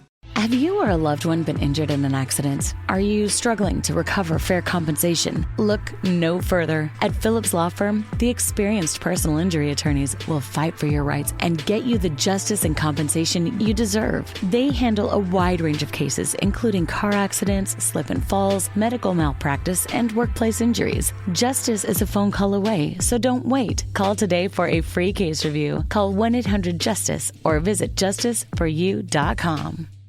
Hello, I'm actor and small business owner Ty Burrell, and I'm going to tell you how Innovation Refund's network of independent tax attorneys help eligible small businesses file for the ERC. Also, they're letting me play with the soundboard, and I love it. They analyze and interpret ERC claims to help businesses get the refund amounts they may qualify for. Go to innovationrefunds.com or call 1-843-REFUNDS. Innovation Refunds does not provide tax or legal advice. We work with an independent network of tax professionals to evaluate and process your claims. Terms and conditions apply. Ty is a paid spokesman. Hey, this is BJ. Thanks for listening to our show's podcast. If you're a fan of all things geeky, you should check out my other podcast, BJ Shea's Geek Nation. We have new episodes every day, and you can check it out at bjgeeknation.com. Your driver's license is important so you can get back and forth to work, get your kids to school, and back and forth to daycare. If your license has been suspended because you can't pay your tickets, you can't do any of those things. Let's talk about Chapter 13 bankruptcy. You may have heard that tickets cannot be discharged, but they can be dealt with in a Chapter 13 case. Why not come in for a free consultation? The chapter you choose will make all the difference to your getting back, legally, on the road. Let's design a plan to pay off your tickets and restore your license immediately. I'm attorney Travis Gagne. Please contact me today at choosetherightchapter.com. That's choosetherightchapter.com. 99.9 KISW, The Rock of Seattle. There's a woman from Arkansas. Her name is Tara, and she's looking to raise money to repair her roof. So in order to do that, it ain't cheap, I tell you. No, it ain't. Are you having to do that yourself? Oh, no. It's fine. Okay. I thought about it recently because I have a friend that was going through that, and I saw someone near my house that was getting their home roof done, and I was like, from what I heard, that's not a pretty penny. No. I mean, it is a pretty penny. Yeah, I guess. Yeah, it's not cheap. That's a good point. Yeah. It's not cheap, but it is a pretty penny. That's it. So what is she doing to try to raise money? She posted this tongue-in-cheek strip show, pictures of her basically taken on top of her house to get attention and funds. And, I can see why she would do that. Oh, I'm looking at the picture. Yes. Yeah. See, here's Tara talking about going viral by posting her rooftop pics on social media. So a couple of months ago, I noticed my roof was leaking, and I went and got an estimate to get it repaired. Turns out it was in pretty bad shape, and the whole thing needs to be replaced. So the estimate was about $10,000. I figured might as well laugh rather than cry. I climbed up on my roof, did a little photo shoot, just took a few selfies, and posted it in a Facebook group. To my surprise, I actually went viral. Well, I'm not shocked. I mean, I'm looking at her like she's half naked on her roof and she's very attractive. Like, I'm not surprised that it went viral. Yeah, not at all. It's pretty funny. She's got somewhere she's looking sad on the roof. Yeah. So is she doing like an OnlyFans thing as well, or like? I think so. Oh yeah. I mean, she would win. I mean, that's what a lot of people are doing that have her skill set. Can she help me raise some funds so I can afford Disneyland? Because dude, you'd have to have I mean, what do you want her to be? Sexy pictures on top of Mickey? What do you need? She can take sexy pictures on her roof and just give me money. You just wanted to give you money. Yeah. It's not how that works. Oh. Yeah, right. Sorry. I feel like... throwing out that you don't know until you ask. I think that's called a pimp. I'm not too sure if that's politically correct anymore. I think people can do their own business. No, I'm just asking for donations. From an attractive woman who's making money off of her looks. Yes. Yeah, there's that. That doesn't sound pimp-like at all. No. I wonder how quick... I got to imagine she already got the money. I would say so, and right? Maybe she's got a career at this point. Which came first, the roof problems or her OnlyFans posting pictures? I mean, I feel like she's been doing this before the roof. Funny enough, it looks like she decided that after this, she's not really cut out for it. So she's not. Too many dong pics. She's like, probably. This is too much. This is way too much. It was. Okay. It was worth dealing with all that BS for the roof, but I don't know if I want to deal with this on a day-to-day basis. I bet. Yeah. Man. And she didn't actually disclose how much if she raised the $10,000 or not. I bet she did. I bet she did too. I hope she did. Well, it's interesting. It really, I mean, granted, people get to do what they want to do in life, no doubt about it. Every job has its ups and downs, as it were, and you have proof right there. Is there anything that she could do in life that would get her the kind of money that just got her? Because obviously that's why she did it, because she didn't have enough money to be able to get the roof on her own with whatever her normal job is. And that's why I'm like, wow, man, why wouldn't you just find the best way to make money knowing that every job has stuff about it that sucks? Yeah, but you said, I mean, you could do like it's a form of sex work, right? Yeah. Doing the OnlyFans, and she made the money, but then also you have to sacrifice probably like your own mental state because you're dealing with some rather off the wall individuals, and then you got to put a price on that. Like, is it worth the headache? Is it worth all the nonstop DMs and dong pics and angry, aggressive people because you didn't write them back quick enough? Like, there's a lot of crap. I'm sure Vicky, you could attest to that. Like, yeah, deal with a lot of BS. Oh, yeah. To get that X amount of dollars a month from your OnlyFans subscription. I don't know, man. I don't know if I can handle that. I've had to take a few breaks, definitely, because it's a lot of fun to get creative and, like, depending on what, obviously, you're doing for your content. Like, I love to do just funky, crazy makeup sometimes, or I'll do, like, cosplay stuff. But then people are just jerks. Either they're trying to neg you to get your attention, or they're just very needy. And it's like, okay, I don't have time to do this with 100 different messages multiple times a day. And it's just like, I need a break because it's just draining. It's a lot harder than you think. I feel like there's probably a lot of people are entitled because they're paying. So they're like, I gave you $4.99 this month. Yeah. You should answer me at 2 a.m. every night if I want. Right. Yeah, that definitely is the sucky part of the job. I guess it's just a matter of, does the job pay you enough to deal with it? That's true. Yeah. Whereas I know the job is not paying Vicky enough to deal with it. But if all of a sudden Vicky was making $1 million a year from people like that, I feel like Vicky would be like, oh, right. Or you could hire somebody to just really go through those messages for you, which is, I think, what a lot of people do. The ones that are making a ton of money, they're probably not even looking at these messages. So she's dumb. You just got a financing loan for your roof. I got $133 a month for a few years. She's just an attention, you know what, Ski. Why is it? Who's dumb in this situation? If she got the money, she's done. She doesn't have to pay anything for a month. Yeah, every month. Feel like dumb's the wrong word, sir. Yeah, because you have a loan. She's got it free. That's not dumb. And she wasn't even naked in these pictures. No, you're absolutely right. She's just. I mean, she's really in some. You see less at the beach. So yeah, I don't think she's dumb at all. You know, I think if I would do that in a heartbeat if I could. If I could make money that way, I'm just, unfortunately they gave me the wrong body and the wrong gender to do it. Yeah, I mean, if you start seeing me on top of my roof wearing Mickey ears and a one-piece bathing suit, you'll understand why. Yeah. I got news for you. You think I can raise $1,100? I would love that as a social experiment to see if people would just. Yeah, I would just so you wouldn't do it again. Like, good news, babe. I figured out how we can afford these Disneyland tickets. Get on the roof without a massive dent in our wallets. Can I borrow one of your one-piece bathing suits? Yeah, I would pay you to never do it again. Okay. Hey, money's money. I don't care what you're paying me for. Well, again, that's the idea. You're right. What do you care? We're all hoes. I feel like when people judge other people, and this is a little sensitive for me because I'm currently in a battle with my therapist about sex work. Why are you having an argument with your therapist about this? Well, just because you talk about things in life that you think are cool or whatever things you do. Next thing you know, the conversation of sex work comes up. And my therapist definitely has a negative opinion saying that everybody involved in sex work has mental issues and they're being taken advantage of and they're being abused. And I'm like, look, I don't have stats, but I don't believe that's true for everybody. But you're also having an argument with someone who probably wants more clients and is going to say something like that. You're right, sir. I mean, she makes a living off of other people's mental anguish. Go. Of course she's going to be like, everyone's got mental problems. Tell them to come to me. Exactly. Which is what's sucky about people charging for their services in any profession, especially something like that. So you guys going to arguing over this? Yeah, that's me. I argue over everything. This is like, it's lasted longer than 10 minutes, this argument? Oh, yeah. Of course, she doesn't care because she charges by the hour. So she's like, hey, if you want to talk about this all hour, what do I care?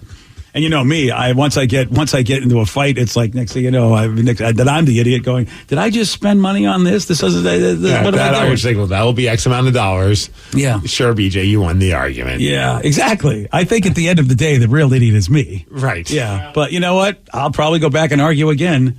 But there is. I can see you coming back the next therapy session with like a folder of stats about sex workers and like you did your own research and all this kind of stuff. Dude, I went for my physical yesterday and I had to talk about. Well, I'm going to tell you what the hell. I don't care. I had to talk about what the average amount of sex a person my age should be having, and my therapist was like, "Dude, you want sex way too much for your age." And so I had to have a conversation with my PCP yesterday, going, if the body wants what it wants, why is that a wrong thing? It's like, I get that I shouldn't force my partner to have sex as much as I want. Right. That makes sense. But why am I wrong because my body's ready to go when it's ready to go? It's like I don't take pills. It's just where I'm at. I mean, what do you want me to tell you? And I mean, you would think that's like a nice nod or a feather in your cap. Like, okay, you don't need any kind of testosterone or anything along those lines. Yeah. And so, and full of it. Yeah. And so I went to my PCP. I thought, okay, and this was a very difficult conversation because my primary care physician is a woman. Okay. Yes. Answer that question. I was like, what's PCP? Oh, come on. Get with the medical terms, buddy. Yeah. Pretty cool person. Pretty cool person. I went to my pretty cool person and said, hey, man. And so I had to sit there and ask her, and, you know, she's a young woman. I'm like, look, she goes, you got any more questions for me? And I'm like, do I have to talk to her about solo time? Do I really have to do this? But but this was the therapist. One more thing. The therapist said I'm abusing myself, basically.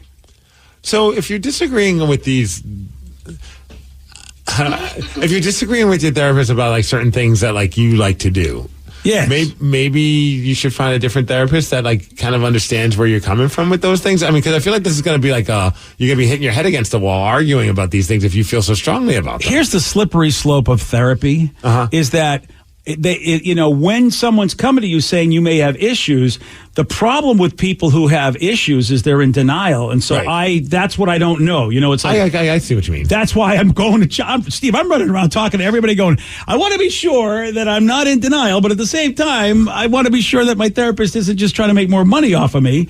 And so that's what I had to go have this very awkward conversation with a young doctor. And I'm like, oh, hey, Doc. Yeah, I got one more question, and it rhymes with Doc. Yeah, what's up, Doc? Me. Yeah. And I mean, and you know what? It was awkward for her too. But she did. The doctor goes, I'm so happy you feel comfortable enough with me to have these conversations. And I go like, I don't know if I don't think you're comfortable with me having these conversations with you, Doc. And it's like, say, Doc, don't worry. Right now, I do not have that going on. She had this look on her face like, please don't ask me to check anything. Yeah. Like we were having a conversation and she's like, I can see the look in her eyes. She goes, I do not want to see an antique organ right now. Please do not ask. Could you imagine just like, I have all these things. I have full sex drive, blah, blah, blah. Also, I think I might have a hernia. Can you check that? Yeah. She could just see, Steve. She's like, I do not know. But the doc was just like, yeah, I don't understand why people tell you. I mean, you can do what you want as long as you're not injuring yourself. If you don't break anything and you're not really causing problems for your partner. Stay away from vacuum cleaners. Yeah. What's the issue? So, yeah, the PCP doesn't agree with the therapist.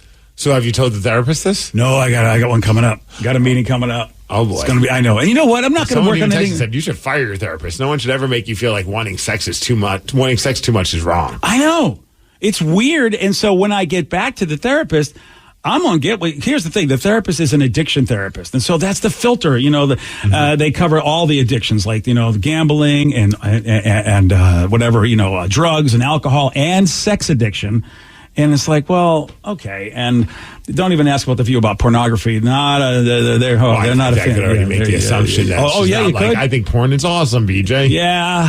Just the plots, though. Don't watch the actual sex. It's like really, really frustrating to be like, well, I mean, I get people do have issues and people do have addictions to things, but it's like that, you know, somebody can go have a drink and be fine. Though I know that alcohol addiction is horrible, but we don't throw alcohol out for everybody because other people doesn't bother at all. They have a drink and they're cool. So is their main thing addiction therapy? That was a big part of what this person does, yeah. Why'd you go to her? Like, I mean, is she looking for something that you're addicted to? And she's like, well, it's not drugs, it's not alcohol, it's sex. I didn't know this was the deal. Oh, okay. I just got assigned this person as I went to this particular clinic, and you know, I thought it looked like this. You know, I thought, hey, this. Did you walk in that day with a stiffy, and they're like, we know exactly who you need to see? It's very possible. I had a math book though. I thought I covered it up pretty well, just like back at junior high. Steve, I felt like I was all set. You had the long jacket over it. Yeah, I was tied fine. The sweater around. I don't understand why they would have identified me as anything. Oh, you need to see Miss Sheila. Okay, We'll send you over there. But are you surprised that I go and find somebody? And this is my third therapist. I'm part of a men's group now, which is a therapy group. I also have my original therapist as well as this new therapist. So how do they feel about each other? Oh, it's interesting. They don't agree. Oh, this is what are you doing hysterical. It's you go to one, hysterical. gives you one thing, and then you go to the other. It's like, no, that's all BS. And then you probably go back to the other person. They're like, no, they're BS. Yeah, I know. This is my life. I mean, this is what happens when you're nuts. See, you should be happy that you're not nuts. Congratulations to you. Well, that's why you had the sex addiction. Exactly. And of course, I'm like, you know, I said, I go, look, my wife is out of town, and I'm in a monogamous relationship. What the F do you want me to do? Like, you know, she's not, like, there are weeks that go by that I don't see my wife, and I am a person that every once in a while the body's like, what do you say, champ? What do you think? Give it a go. And it's like, there's nobody here. There's nothing I can do. Nobody's home right now. Yeah. I feel like if Wi-Fi's going pretty strong right now. I almost feel like if I were cheating, it would be better with the therapist. Like, they would think I was a better person if I was cheating, because then I wouldn't be, you know, going on looking at pornography. The fact that, though, you're going to one and then you go to the other and the two of them do not see eye to eye, that seems like you're just like... Isn't that something? Right.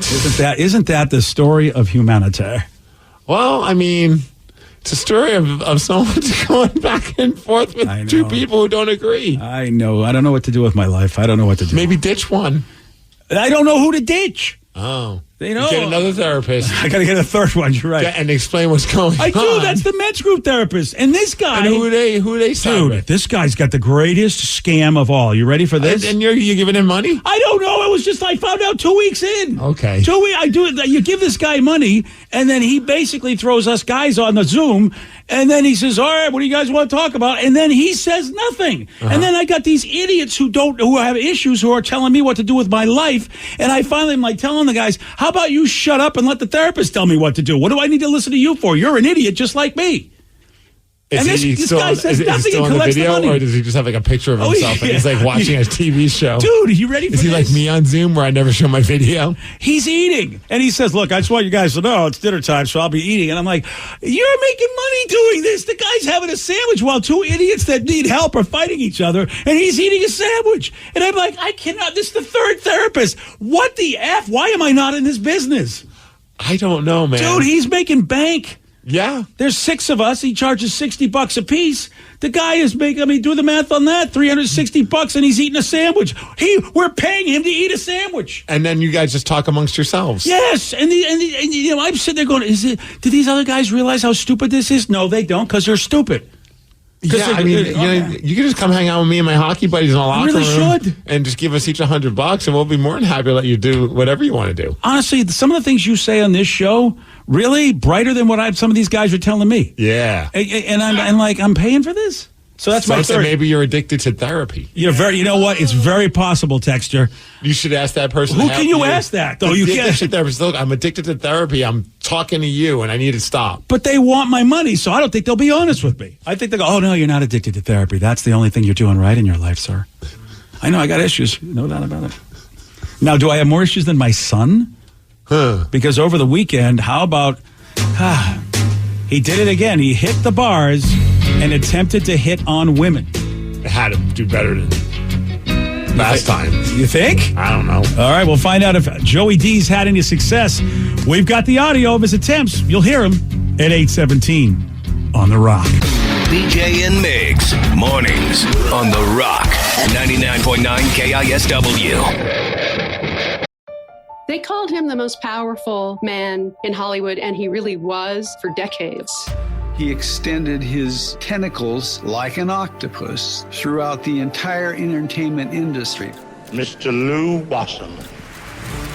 This is Glitter and Might, an Odyssey Originals documentary podcast series written and narrated by me, Sean Levy. All episodes are available on the Odyssey app or wherever you get your podcasts. No matter where this summer takes you, don't forget the chips and sips. Because whether you're poolside with a tangy bag of Lay's Limon or catching some waves with a classic can of Pepsi, you can always shop your favorites at Walmart.com. 99.9 KISW, The Rock of Seattle.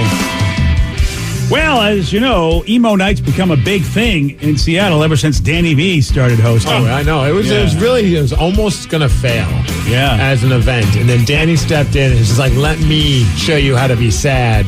Yeah. Numos said they were going to close their whole club, but Danny V, the DJ, saved everything, basically being the DJ at emo nights. You're welcome, Seattle. There you go. It should change the name to Danny Mo's. Danny Mo's, yeah. I love it. Yeah. So, of course, Emo Night, Numos last Friday. Danny V was there with his hype man, of course, Joey D's, my son Joey. Yes. And, what happens is and of by course, hype man, he just drinks White Claws and just opens his mouth pretending to sing along to songs. That's the hype man. Yeah. And stood on the wrong side of the stage this time for most of the night, too, which was hilarious. What does that mean? So, while I'm on stage at Emo Night, because there's usually me and Meredith, the girl who also DJs with me, and she stands on the left, I stand on the right. And Joe gets up on stage, and he's just standing next to Meredith the whole time on that side of the stage. And I was like, Joe, what are you doing? And he's like, so probably about 12:45. I'm like, Joe, will you come stand on my side and bring me drinks and stuff? And he was like, oh, yeah, cool. Was he so drunk that maybe he thought Meredith was you? We both have pink hair now. So. I was going to say. Yeah. Well, not only is he the worst hype man ever, the worst drink man ever, but he also, during these emo nights, tries to hit on women. And, it happened. And so far, we've done in, I think, maybe four times, I think we've done this, but, multiple women are involved. And I think he's only had one woman that was somewhat interested, but he ran off. Yeah, he took a victory lap, and she's like, okay, I guess this isn't happening. Yes. If you'd like an update on the numbers, I am 1 for 12. 1 for 12. Oh, look at you. You can play on the Mariners. And the one wasn't like he hit a home run or anything. He just kind of fielder's choice. He basically tried to stretch a double into a triple. Yeah. He got thrown out. That's a great way to say it. Yeah, he did. And so that doesn't mean Joey doesn't get back in the batter's box. You know what I mean? He's back out there. So here he is once again, Joey D's, my son, attempting to hit on some women in attendance. This one is a woman by the name of Danica. All right, Joe and Danny here at Emo Night. Joe, it's 1:04 in the morning. It's 1:04 in the morning, and I just fell off the stage. But we are rallying because we have a job. Well, okay, I found a girl that was kind of vibing with you on stage. Her name's Danica. Okay, Danica. All right, is Danica ready? What do you think of Joe? I don't know. She doesn't know about you, Joe. All right, so you got to win her over with this line. Okay, all right. I was on the fence, but I'm going to go with this one because I feel like I should be nicer. Okay, Danica, did you have Lucky Charms for breakfast? Just because I'm ginger doesn't mean I'm Irish. Thank you very much. That was a bad start. Well, I'm going to hit it. Danica, because you look magically delicious. That's all I have to say, okay? Really? You're cheesy? Hey, I think I've struck out. I think you won, actually, because Danica sounds like maybe, you know what, thanks for coming by, but I'll try somebody else, miss. Yeah, she seems a little, yeah, boy. Yeah, a fiery. Really. A fiery redhead. Yeah. There it is. Yeah. She's Okay. ready to fight. Well, granted, it's 1:04 in the morning. I would like to know what her ethnicity is if she's so pissed off about being mistaken for the Irish. And maybe Scottish. I mean, maybe sometimes the Scottish don't like the Irish. I don't know. Well, why is such a big battle over that? I get the vibe she gets drunk and likes to argue with people. Sounds like the perfect woman for Joe. Yeah, I gotta tell you, it threw me off because she had red hair, and I didn't even put the two together that she might be Irish. But I said that, and when she said it back to me, I was like, "Oh, this is." No. And as we know, of course, Lucky Charms is the official cereal of Irish people. I mean, really. Jesus. Yeah. Yeah, she... I knew you were doing when Danny goes, what do you think about Joe? And she just goes, I don't know. Like, okay, well, that's not a good answer. Okay, well, so you struck out with a ginger. Let's see how you do as you try to flirt with Rochelle. We're here again. You struck out with the first girl. I got Rochelle here. What do you think of Rochelle? Rochelle's awesome. She's vibing with emo night. She's definitely got the look going. She was jumping on stage. I love it. Rochelle, what do you think of my friend Joe here? He's okay. I saw him fall like 2 times at least in the pit, so it was kind of embarrassing. But, you know. Are you ready, Rochelle?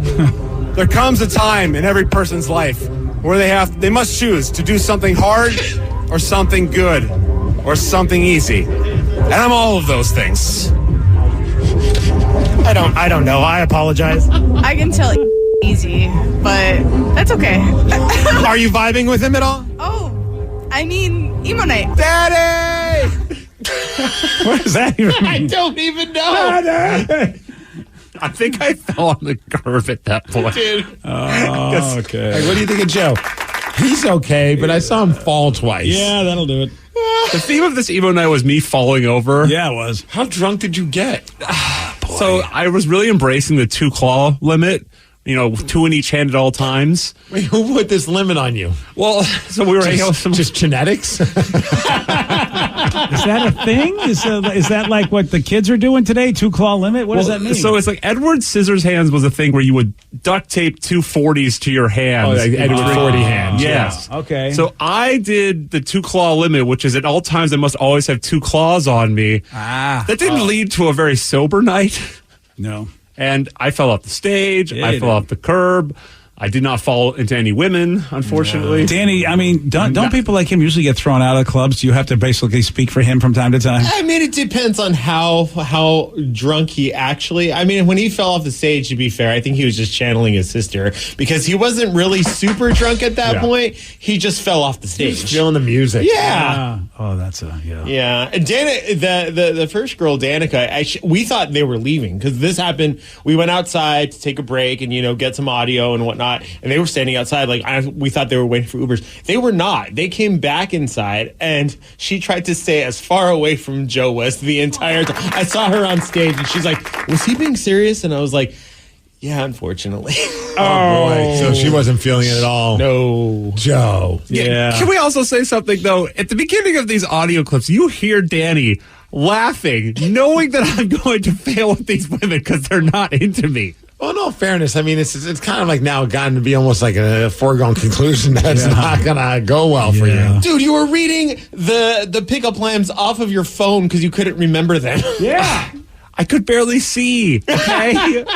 It was difficult. Some got to be hard, easy. What was that one? And good. Hard, easy, and good. He's all 3. I mean, I get what he was trying. I get what he was getting at. She's like, well, I could tell that you're easy. Yeah. One day, the right person will say, "Yeah, that's the kind of man I want." We had that person, and this guy ran off. Yeah, he did. I did a victory lap. Okay, all right, but he knows now. He knows better now. He knows to do the victory lap after they, spend some time together. He was going wait till Saturday morning to do the victory lap. He was going for a third one too, but that girl ended up having a boyfriend, and he was not very happy with us. The boyfriend wasn't? The boyfriend was not very happy with us. He looked at me and was like, he put his arm around her, and I was like, Joe, I think we shouldn't hit it. And he was like, no, you shouldn't. And I was like, okay, let's go back. Why wouldn't he want that so his girl could see how lucky she had being with him?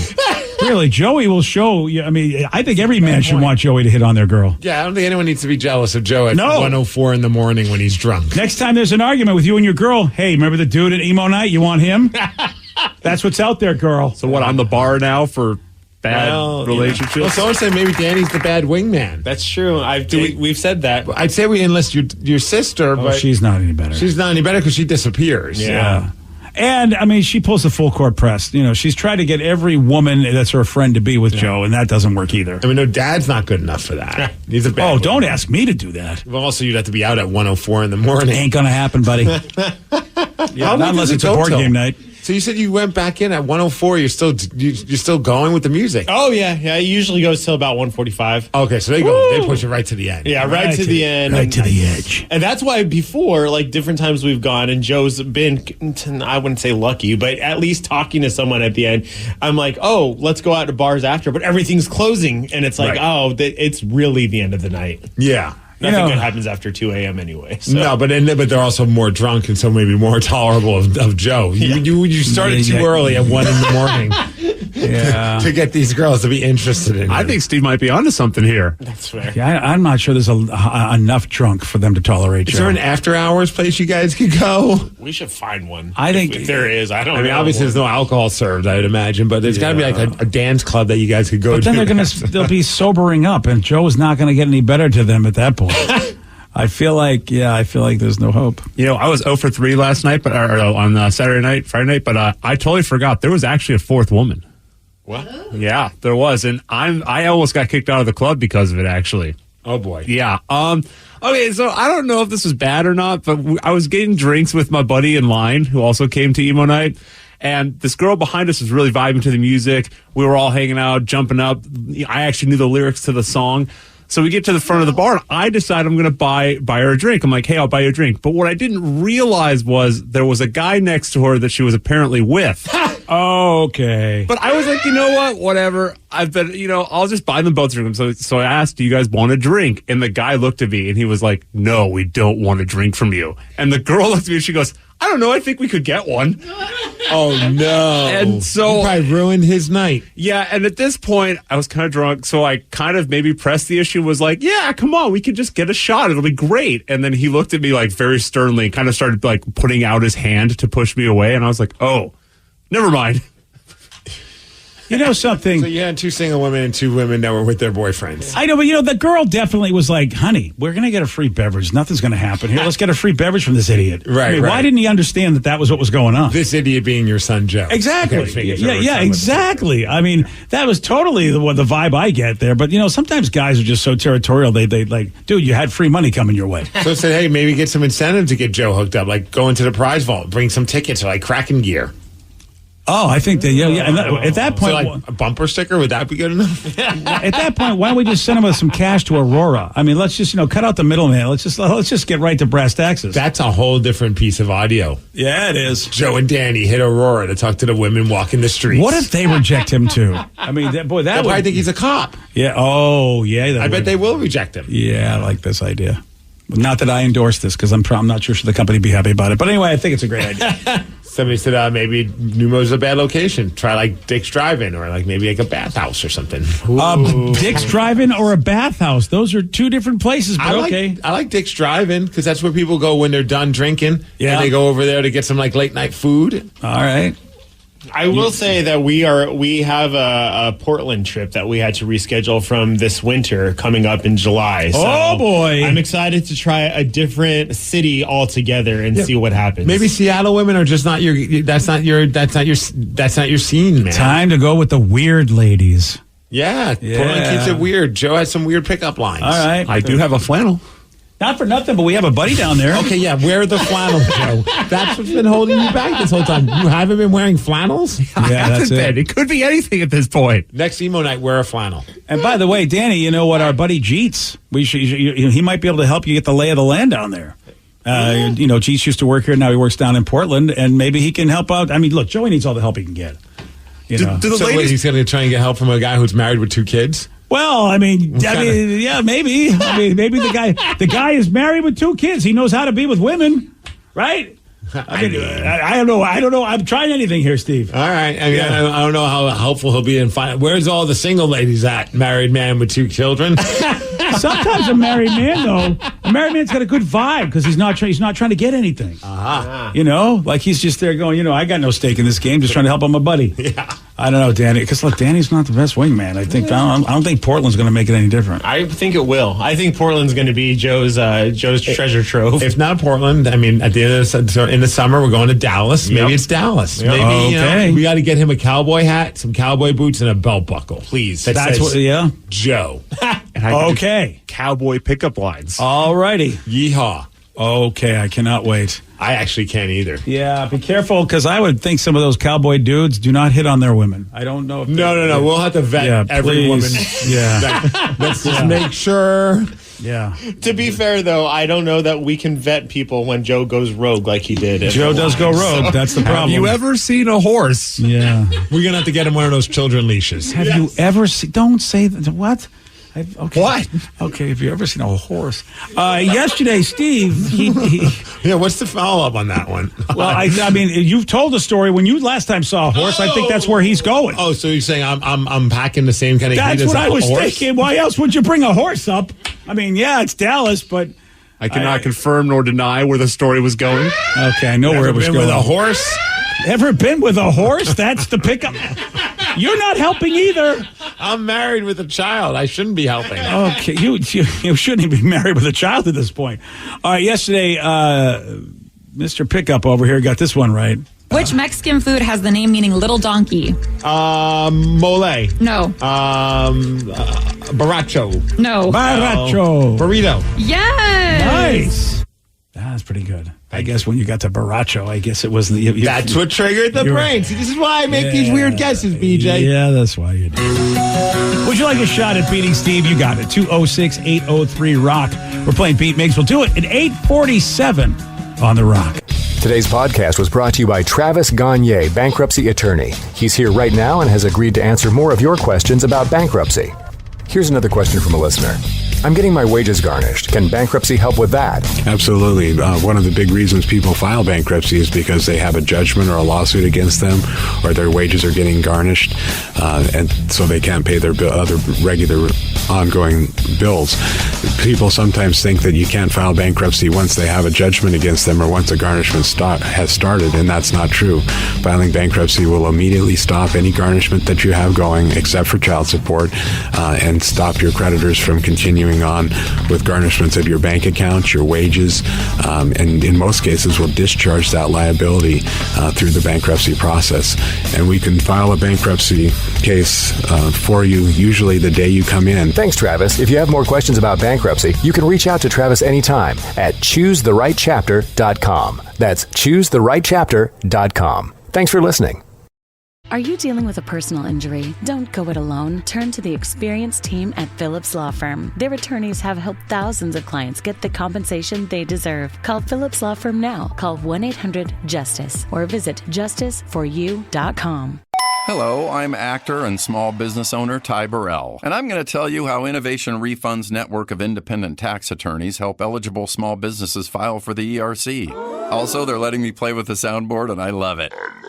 They analyze and interpret ERC claims to help businesses get the refund amounts they may qualify for. Go to innovationrefunds.com or call 1-843-REFUNDS. Innovation Refunds does not provide tax or legal advice. We work with an independent network of tax professionals to evaluate and process your claims. Terms and conditions apply. Ty is a paid spokesman. Hey, this is BJ. Thanks for listening to our show's podcast. If you're a fan of all things geeky, you should check out my other podcast, BJ Shea's Geek Nation. We have new episodes every day, and you can check it out at bjgeeknation.com. Your home is going into foreclosure and you feel like a financial wreck. You don't know where to turn for accurate information. I'm bankruptcy attorney Travis Gagne. Let's talk about some legal options.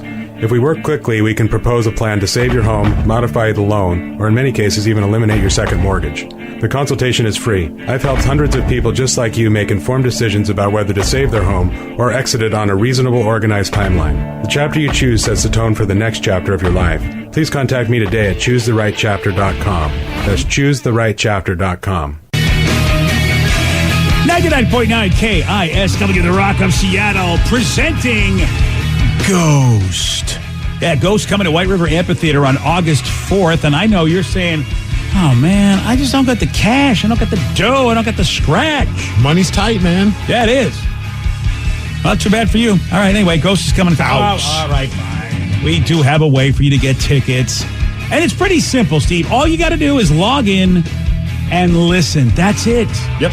To us, by the way. Yeah, that's the hard part. To KISW, you just don't. I mean, we're free, but it is difficult. I get it. Yeah, so how do you log in and listen? 2 ways. Go to the Odyssey app, AUDACY, Odyssey, or log in and listen at KISW.com.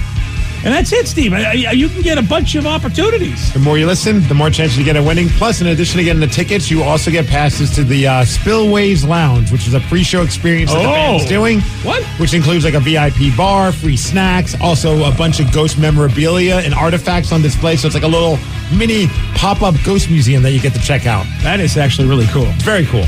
And again, all you got to do is listen. You want more info? KISW.com. Let's play B Migs. It's time to play the game.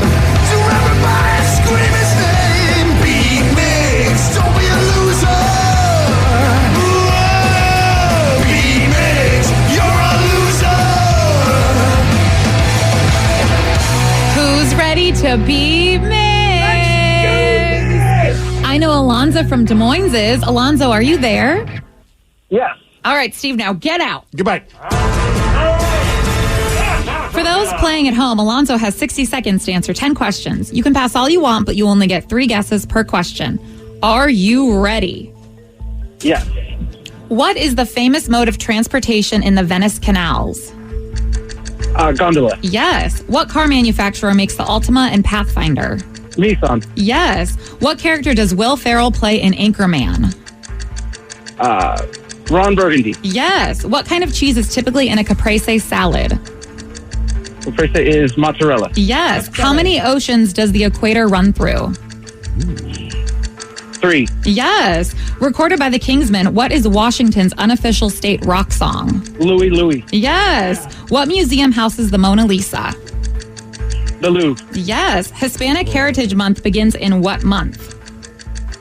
September. Yes. Beginning with W, what is the name of the skin that hangs from a turkey's neck? Wobbler. No. Wobble. Yes. Hawaiian pizza originated in what country?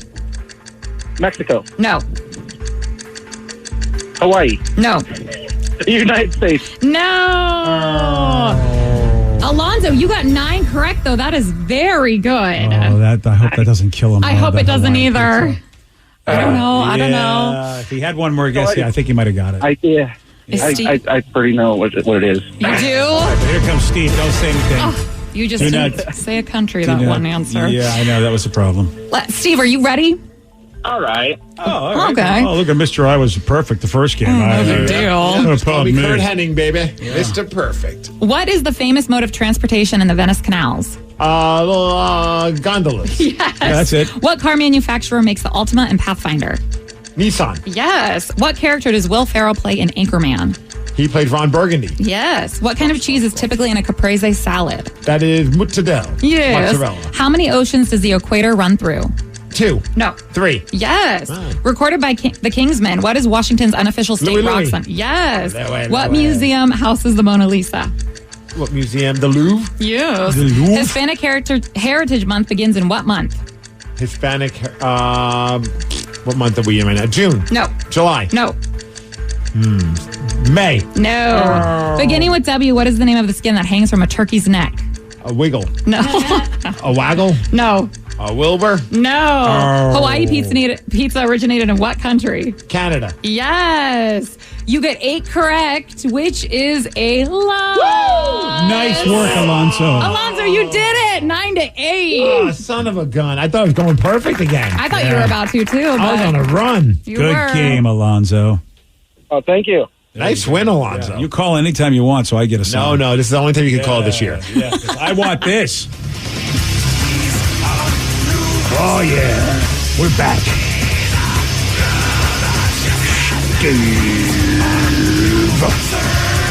Loser. Steve Lawson. The two you got incorrect that Alonzo did get correct. Hispanic Heritage Month begins in September. Yeah, that's a good one on him because I would have not guessed that at all. And it's September through the middle of October, I believe. So it's not just all of September. I was just trying to educate and guess it, but maybe it's this month, maybe it's next month, or maybe Cinco de Mayo. I don't know. Oh, okay. A lot of people think Independence Day is Cinco de Mayo, and that's not true. Independence Day is in September. Wait, though. They said it's a month. Why do they celebrate it for more than a month then? Well, it's like the beginning of the middle of September to the middle of October. Oh, so it's a month long, but they spread it over. All right, you know what? I'll allow it, but I was just about to kick Vicky out of the country for this. Wow. And then you danced all around it, beginning with W. What is the name of the skin that hangs from a turkey's neck? It's a waddle. It's a waddle. A waddle. Close to a wiggle, but... Yeah. Gosh, sorry, buddy. Sorry, Steve, that you lost. All of us Ally McBeal fans know that one of the dudes on there had a very big attraction to women with waddles, that he used to call them the turkey neck for all the older What? ladies. Yeah, he was a weirdo character. Great show with him. He loved older women and their waddles, as he called them. I guess everyone has their thing, right? They do. Ally McBeal. That was such a fun show. It is time for Listeners on the Loose. You get to pick the topic. You get to guide the show. 206-803-ROCK. That's the number to call. That is the number to text. 206-803-ROCK. We got your calls. We got your texts. We'll take them at 9:17 on The Rock. BJ and Migs. Mornings on The Rock. 99.9 KISW. 99.9 KISW, The Rock of Seattle. It's Listeners on the Loose. You pick the topic. You guide the show. 206-803-ROCK. That's the number to call. That's also the number to text. 206-803-ROCK. It's a simple procedure. You call in and follow Steve's rule. It's a simple rule, BJ. Show some energy and bring it. Otherwise, you're getting gonged. And we're saying goodbye. Goodbye, old friend. 206-803-ROCK. That's the number to call. That's the number to text. Let's go to Clayton in Tacoma. Clayton, you are on The Rock. Hola. Hola, Clayton. Don't forget the men's room afternoons on The Rock. What you got? Well, I was just thinking about what you were talking about earlier. Wait. Dang it. Yeah, hold on. We're going to put you on hold, Clayton. Your phone's weird. You sound like a Keebler elf. Yeah. Joe, hang on. Whatever, and give him a call back. Do what you got to do. Yeah.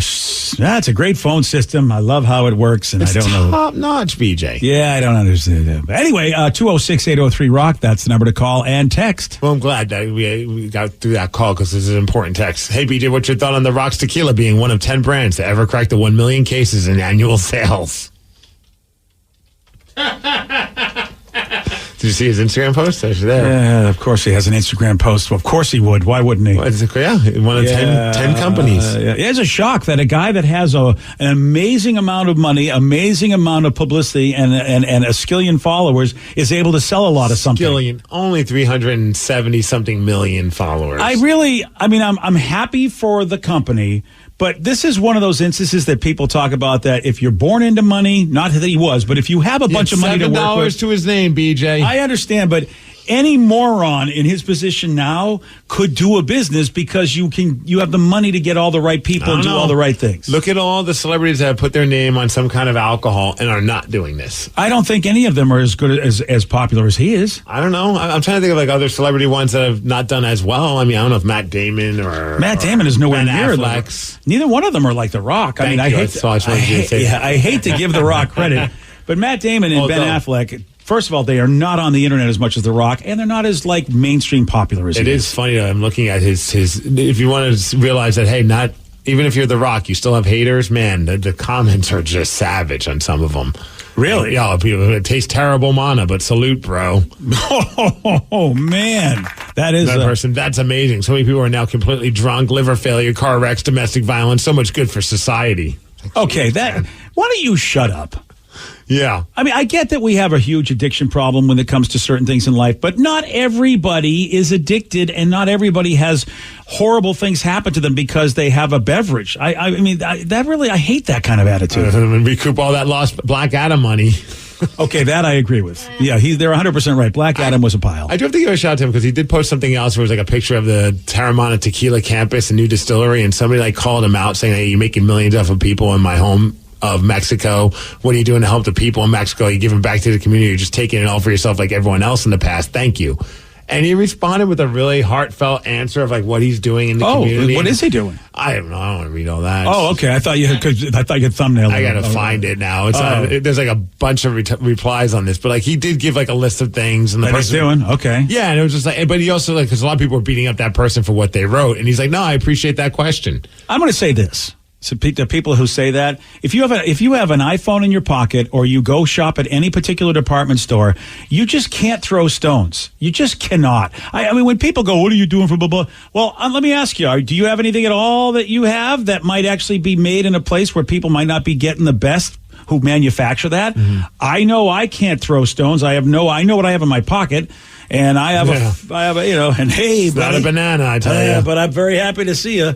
All right. Well, anyway, Rock, hey, look, you know what? I hope that there are many people benefiting from the success of Terramana. You know, that because I know he's already successful, but maybe he's making some other people's lives, giving them jobs. I mean, hey. It is funny. Like, it's not that great. It's like it's a low price point tequila. It's not like of course it's going to. It's fine. It's going to be what it is. Yeah, like when we got it, I was like, it's good. Yeah. It wasn't anything like it wasn't like this is we're ripping off the Rock with how great this tequila is and how cheap we're paying for it. Well, that's the thing. The price point tells you exactly the kind of quality you're going to get. What do you want? Do you want the best tequila for the price point? No. And honestly, you can't put a price on trolling your friend BJ by getting a bottle of Terramana and enjoying it in front of him. By the way, why am I sticking up for the Rock so much? I love it. You've changed. No, I'm just a reasonable person. I still find him very annoying. Oh. Yeah, but I'm just reasonable. I mean, I'm not like you. You're a hypocrite. You will sit there and you don't care. He does nothing wrong. Yeah, exactly. You're a hypocrite. All right, we've got Clayton back. Okay, good. Clayton's from Tacoma. Hopefully the phone is cool. Clayton, are you there, sir? Hola. There he is. Hi, Clayton. Welcome back to the show. What you got? It's funny you guys were just talking about tequila and alcoholism, addiction, and all that stuff. So it all kind of plays into what I'm going to talk about a little bit. Look at you. You're planning out our show for us. I appreciate it. What do you got? Yeah. Well, you said that not everybody has a problem with drugs or alcohol, but a decent portion of people in the area do. And okay, I'm going to say a couple plugs here that are going to refer to a specific. Clayton, how about this? Can you get to the point? Because you're irritating the crap out of me. What do you want to talk about? The therapeutic value of one addict helping another is without parallel, and I think that's part of the reason why your therapist, your Zoom therapist or whatever, he plugged you in with a bunch of guys that are talking about their problems. I think the therapeutic value of anyone with similar issues is going to be better if you're talking to someone with a similar issue because you'll be relatable. You know what I mean? Well, I'm not going to fight you on that. That seems reasonable that an addict can help out another addict. I've seen a massive pivot by Clayton. At first, you're pissing off BJ. Next thing you know, you guys are. Oh no, Clayton's still pissing me off. But I mean, I'm a reasonable person. I can't argue with that fact. That's a good fact. And actually, you're still pissing me off because you and the Rock. But I'm just looking at a more post about Terramana tequila. I don't want to say to get him off your screen. He's helping out orphanages in Mexico. Oh, see, there you go. All right. See now, Clayton. Look, I know that maybe you had to go through an addiction, but what about the poor kids in Mexico? So what are we going to do? So I don't have a lot to say about that. So what do you want to plug, Clayton? Because if you have something to plug that would help addicts get help, I'm all for that. Well, the only tried and true method for recovery from drugs or alcohol is Narcotics Anonymous and Alcoholics Anonymous. And it's because of the simple procedure that they use. It's very straightforward. Anyone can understand it. Anyone can get clean regardless of their background. By the way, Clayton, or what they believe in. Is that true? There is no other method that could be helpful. I mean, I know how good those two organizations are for a lot of people, but some people do not like the God aspect, and that's there. Also, a lot of people don't like the fact that they might replace one addiction with a coffee/sugar addiction. But I mean, you're saying is it the only thing that can help? Yeah. I mean, it's the only thing that has been tried and true for a long period of time. All right, You said that tried and true again. I don't know. So I have to accept you at your word. Somebody else may have something else to say. How long have you been sober for? 11 years. Right on, Congratulations, my man. buddy. Congratulations. Good question, Steve. I'm full of them. Yeah, you're full of it, yeah. Full of them. Yeah. So, Clayton, so you're saying, okay, hey, man, you got an issue, go to one of those places for drugs and alcohol, AA or NA, and talking to peers, and that's, I guess, the benefit of having a sponsor because they are someone in the middle of it like you were and can help out. Yeah, I mean, I cannot fault you for any of that. This is stuff that is, you're right, has been proven to be really good for a lot of people. Yeah, and it's really difficult to get the word out on a nonprofit organization like these two. I would argue that a lot of people so many lives. Well, Clayton, a lot of people know about Alcoholics Anonymous and Narcotics Anonymous, but the idea is supposed to be anonymous. I think that's why nobody knows. As far as like any individual around, I mean, I think we all know those organizations. They're huge. Yeah, I would hope so, and maybe they just don't get the credit that they deserve for a lot of people, and that's why a lot of addicts still suffer. Does anybody in this room not think that AA and NA are amazing? I mean, we have not heard I hate both of them. Yeah, I have.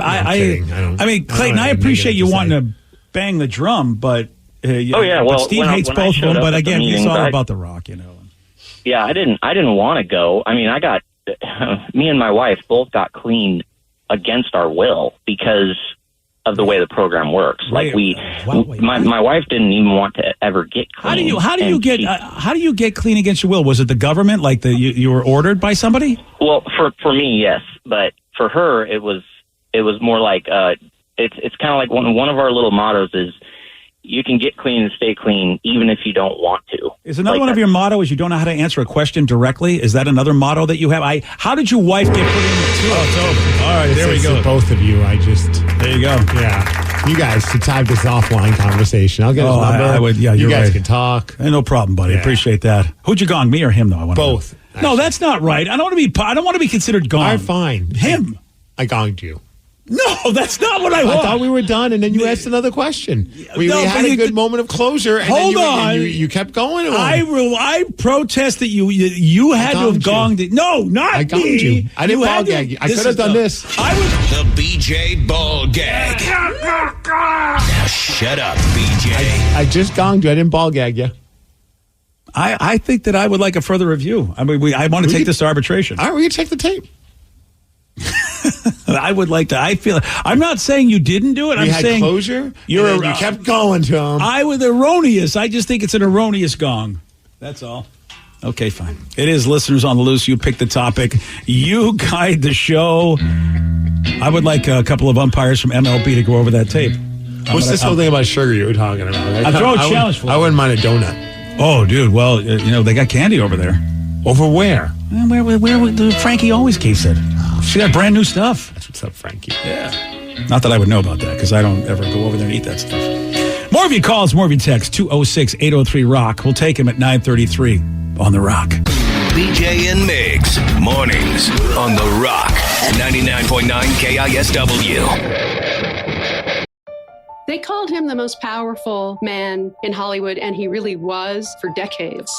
He extended his tentacles like an octopus throughout the entire entertainment industry. Mr. Lou Wasson. This is Glitter and Might, an Odyssey Originals documentary podcast series written and narrated by me, Sean Levy. All episodes are available on the Odyssey app or wherever you get your podcasts. 99.9 KISW, The Rock of Seattle. It's listeners on the loose. 206-803-ROCK. That's the number to call. That's the number to text. And also, this show is under protest. Why is that? Because, again, I got donged, and I am going to send it into Major League Baseball, have it officially reviewed. Send it to the NHL as well, the people in Toronto. I'm going to send it to the XFL, that guy Dean. They do it right there like they did for the Sea Dragons games. Dean's going to ignore your call. He knows what we did was the right thing. Yeah, I feel like that was a bad gong. Well, maybe take it up with one of your 15 therapists and figure it all out. Believe me, if you think that's going to solve anything. Clearly not from what I talked about earlier. And 206. You can check out the podcast to hear what we're talking No, about. don't even bother. I'm a very stable individual. Okay. Steve is exaggerating. Maybe. 206-803-ROCK. That's the number to call. That's the number to text. Hey, speaking of NHL, actually it's AHL, but hey, good luck to the Coachella Valley Firebirds. Someone just texted in. Up 2-0. Game 3 is tonight. How crazy is that? They're in the finals. They're up 2-0, and they have yet to give up a goal. They won like 5-0 and 4-0. Wow. Joey Decord has been on fire. Whoa. The goalie. He's also part, obviously the Coachella Valley Firebirds, for those that don't know, they're the minor league team for the Seattle Kraken. So this is some of the future players for the Kraken, and they're 2 wins away from winning the championship. Yeah, and their first year. And the Cartier kid, who helped us, obviously, in the Stanley Cup. He's been playing well for them as well. Yep. Yeah, it's exciting to see, like, how many dudes, because I haven't been paying attention to Coachella, but we know about Cartier. We also have hope for a lot for Shane Wright. Yeah, but Riker Evans is another really good player. Oh, that's a name. Thank you. I'm going to watch for that. Yeah, he's a very good defenseman. Joey Decord, obviously. I never heard of that guy. He's a really good goalie. Yeah. I don't know if he's going to be a guy who's going to step in and take a spot away from, like, Grubauer in the near future, but we could be a couple years away from a guy like him really battling it out for that spot. Yeah, well, and you never know. I mean, Martin Jones did a great job for us, but I don't know how long he's going to be with the team. Yeah, he was a 1-year deal. I don't think he's coming back. Okay, I mean, you never know. Yeah, but you got Driegers who's healthy, so he's obviously going to be one in that spot. Oh yeah, There's going to be some tough decisions that can be made, but these are good tough decisions to make. And if you end up losing Martin Jones, it does suck because he was a huge part of the success of the team last year, especially earlier in the season. Yeah, but Chris Driegers, he's a buddy of the show, kind of. So I really want to see him be the other goalie. Yeah, he follows me on one of the social media pages, so we can't lose him. No, you can't. He's the only player for that reason. It's the only connection we have. That's why we're so happy. We want is it Walter Ford? We want Walter Ford because he's the only guy from the Mariners and he's in the farm system. Who's the young pitcher that the Mariners had pitching yesterday? Did you Bryce watch? Miller. Was it Bryce Miller? No, not someone that they brought in during the game because. I don't know. I don't know who it was. I didn't see the game. No, they interviewed the guy's parents, man, and it was such a feel good moment. They're talking to the mom. The mom's struggling not to cry. The dad shares an incredible story how his kid kept getting knocked down, but got just like a good Chumbawamba song, he got up again. And he had Tommy John surgery, COVID hit, obviously. That slowed things down. I'll get the box here and see if I can give you a couple of names and maybe it'll sound familiar to you. Yeah, if you say the name, I'll probably recognize it. We've got Adcock Spire. Adcock. So the Adcock dude. Oh, yeah, there he is. Yeah. I mean, he's got no ERA. It must have been his first game. It was. Oh. Parents came up for it, and mom was crying. Dad was emotional. While they're talking to the parents, one of the Mariner players hit a home run. That was awesome. Everything about it was such a great little segment during the game. It's got a great name. That's why I chuckled a little. Yeah, a little bit. That's a guy. That's a jersey we need. We should adopt that guy. Yes, sir. I'm going to say this right now, since you brought up the Mariners, man. I am very encouraged by the Mariners, and I've got the Paxton watch. I'm telling you right now, the Mariners should find a way to make a deal with the Red Sox, because the Red Sox are going nowhere this year. And even though you would say, hey, but the Mariners have a similar record to them, but the Mariners actually are a better team than Boston. And I think the Mariners pitching just needs a couple of tweaks. And if they got guys like Adcock that can come out of the pen, and if they can get another great starter, and Paxton's been really good for Boston just cannot seem to score runs when he pitches. And he's pitching in Fenway well, which is not an easy place for a lefty to pitch.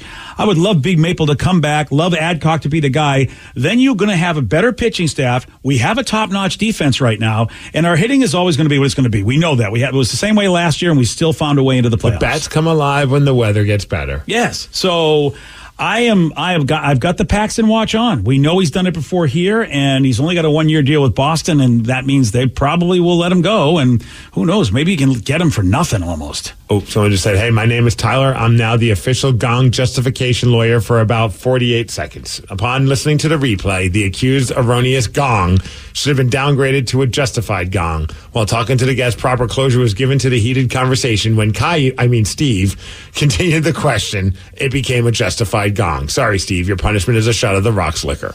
Oh, wow. I like that we have Tyler, the official Gong. All right, Tyler, thank you. I will accept Tyler's judgment, and in the future as well, because nobody else seems to want to do it anyway.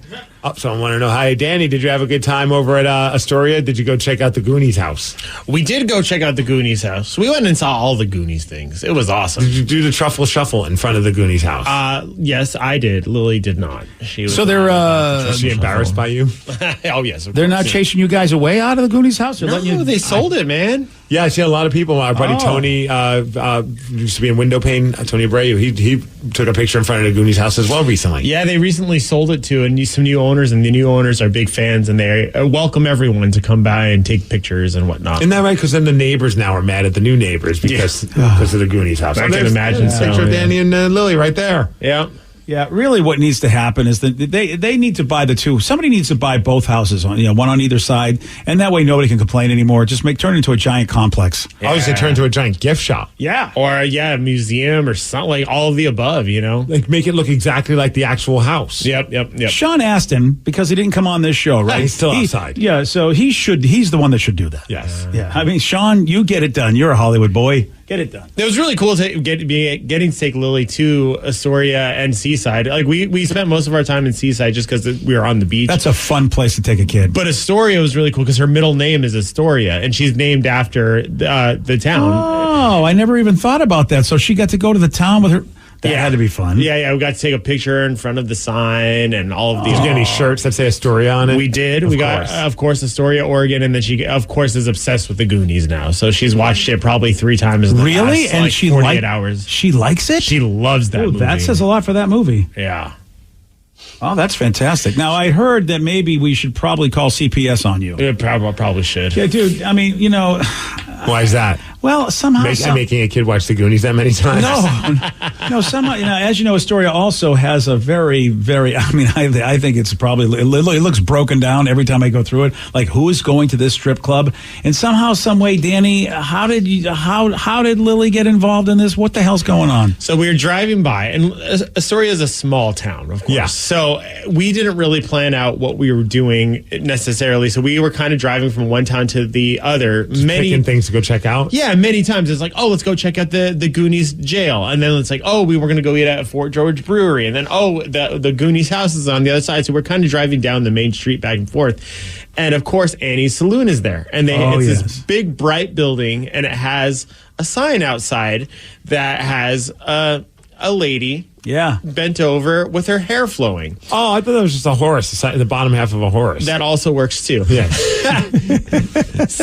So as we were driving by it multiple times, my girlfriend and I have been to Annie's Saloon just ourselves before when we've gone to Astoria, and she kept making a joke. Hey, let's go to Annie's Saloon. While Lily's in the car? Yes, but she was just saying, let's go to Annie's. And Lily's not paying attention. She's in the back seat. Right. We didn't think she was paying attention. Oh, they're always paying attention. So she said, let's go to Annie's first time we go by.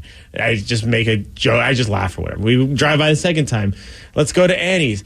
And so Lily from the back seat innocently just goes, why would we go to Annie's? It says Annie's Salon. Dad just got his hair done. Oh. And I was like, right, that's Lily. exactly what it was. I got my hair done. I don't need to go to Annie's Salon. Thanks. Plus, they make you bend over when you get your hair done, as the sign illustrates. It's a weird way to get your hair cut. Yeah. The sign she saw, though, because she was like, yeah, that girl has really pretty hair. Yeah.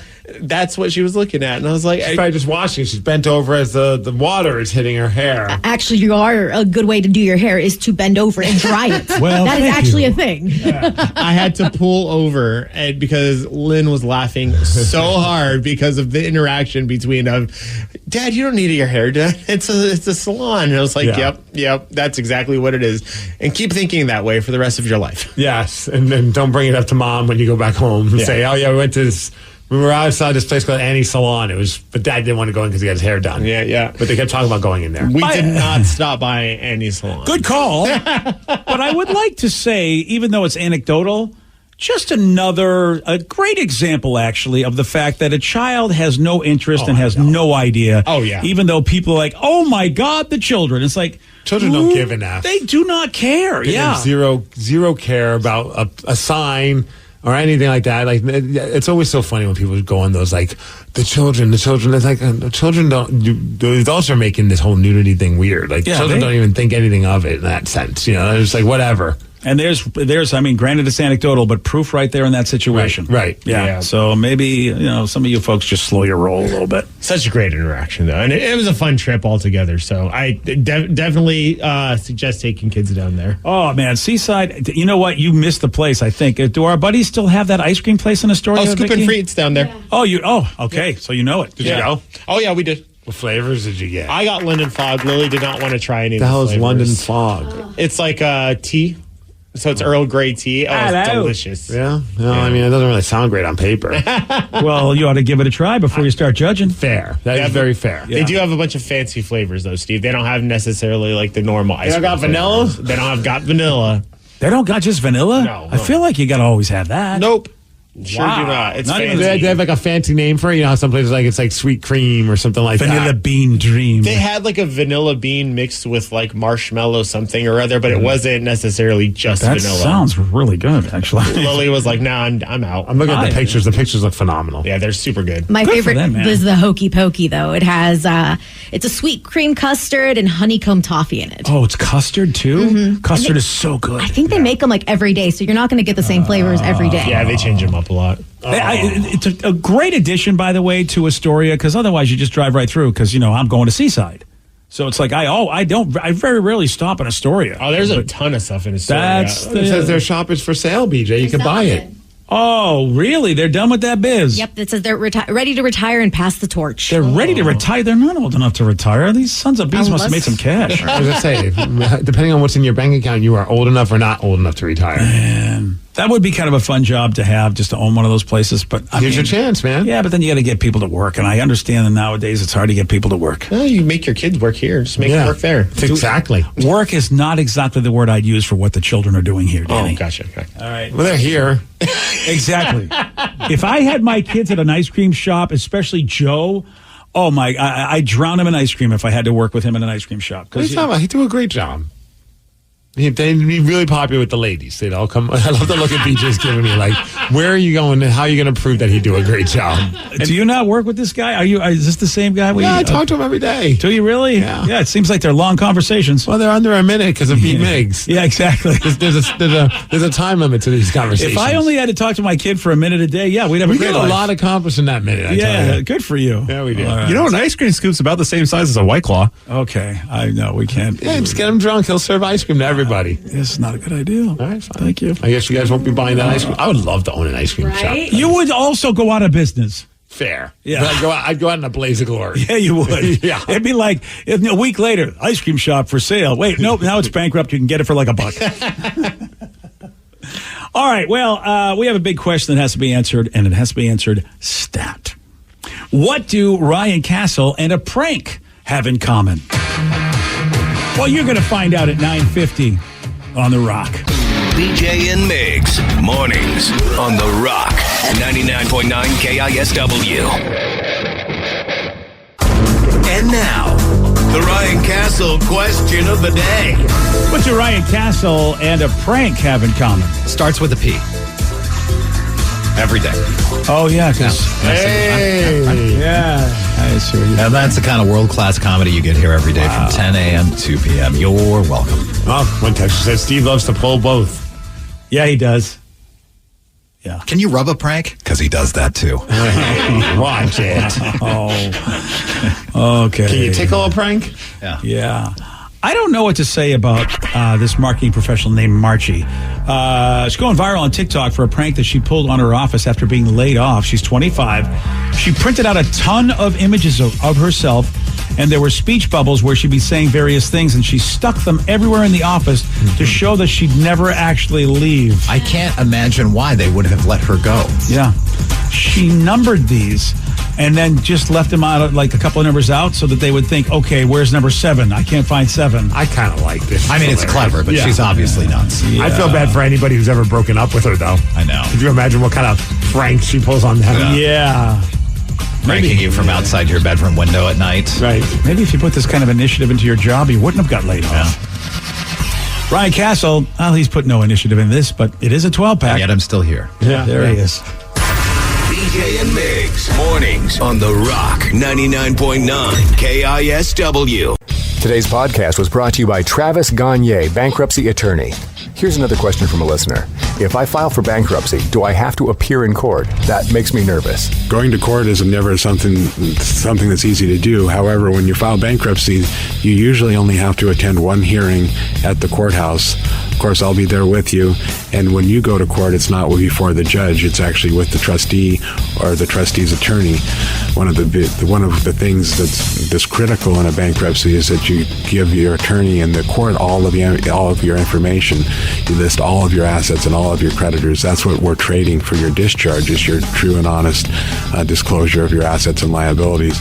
And so the court hearing is just usually about a 5-minute deal where you show up and reaffirm and swear that all the information you've given the court and your attorney is correct. Thanks, Travis. If you have more questions about bankruptcy, you can reach out to Travis anytime at choosetherightchapter.com. That's choosetherightchapter.com. Thanks for listening.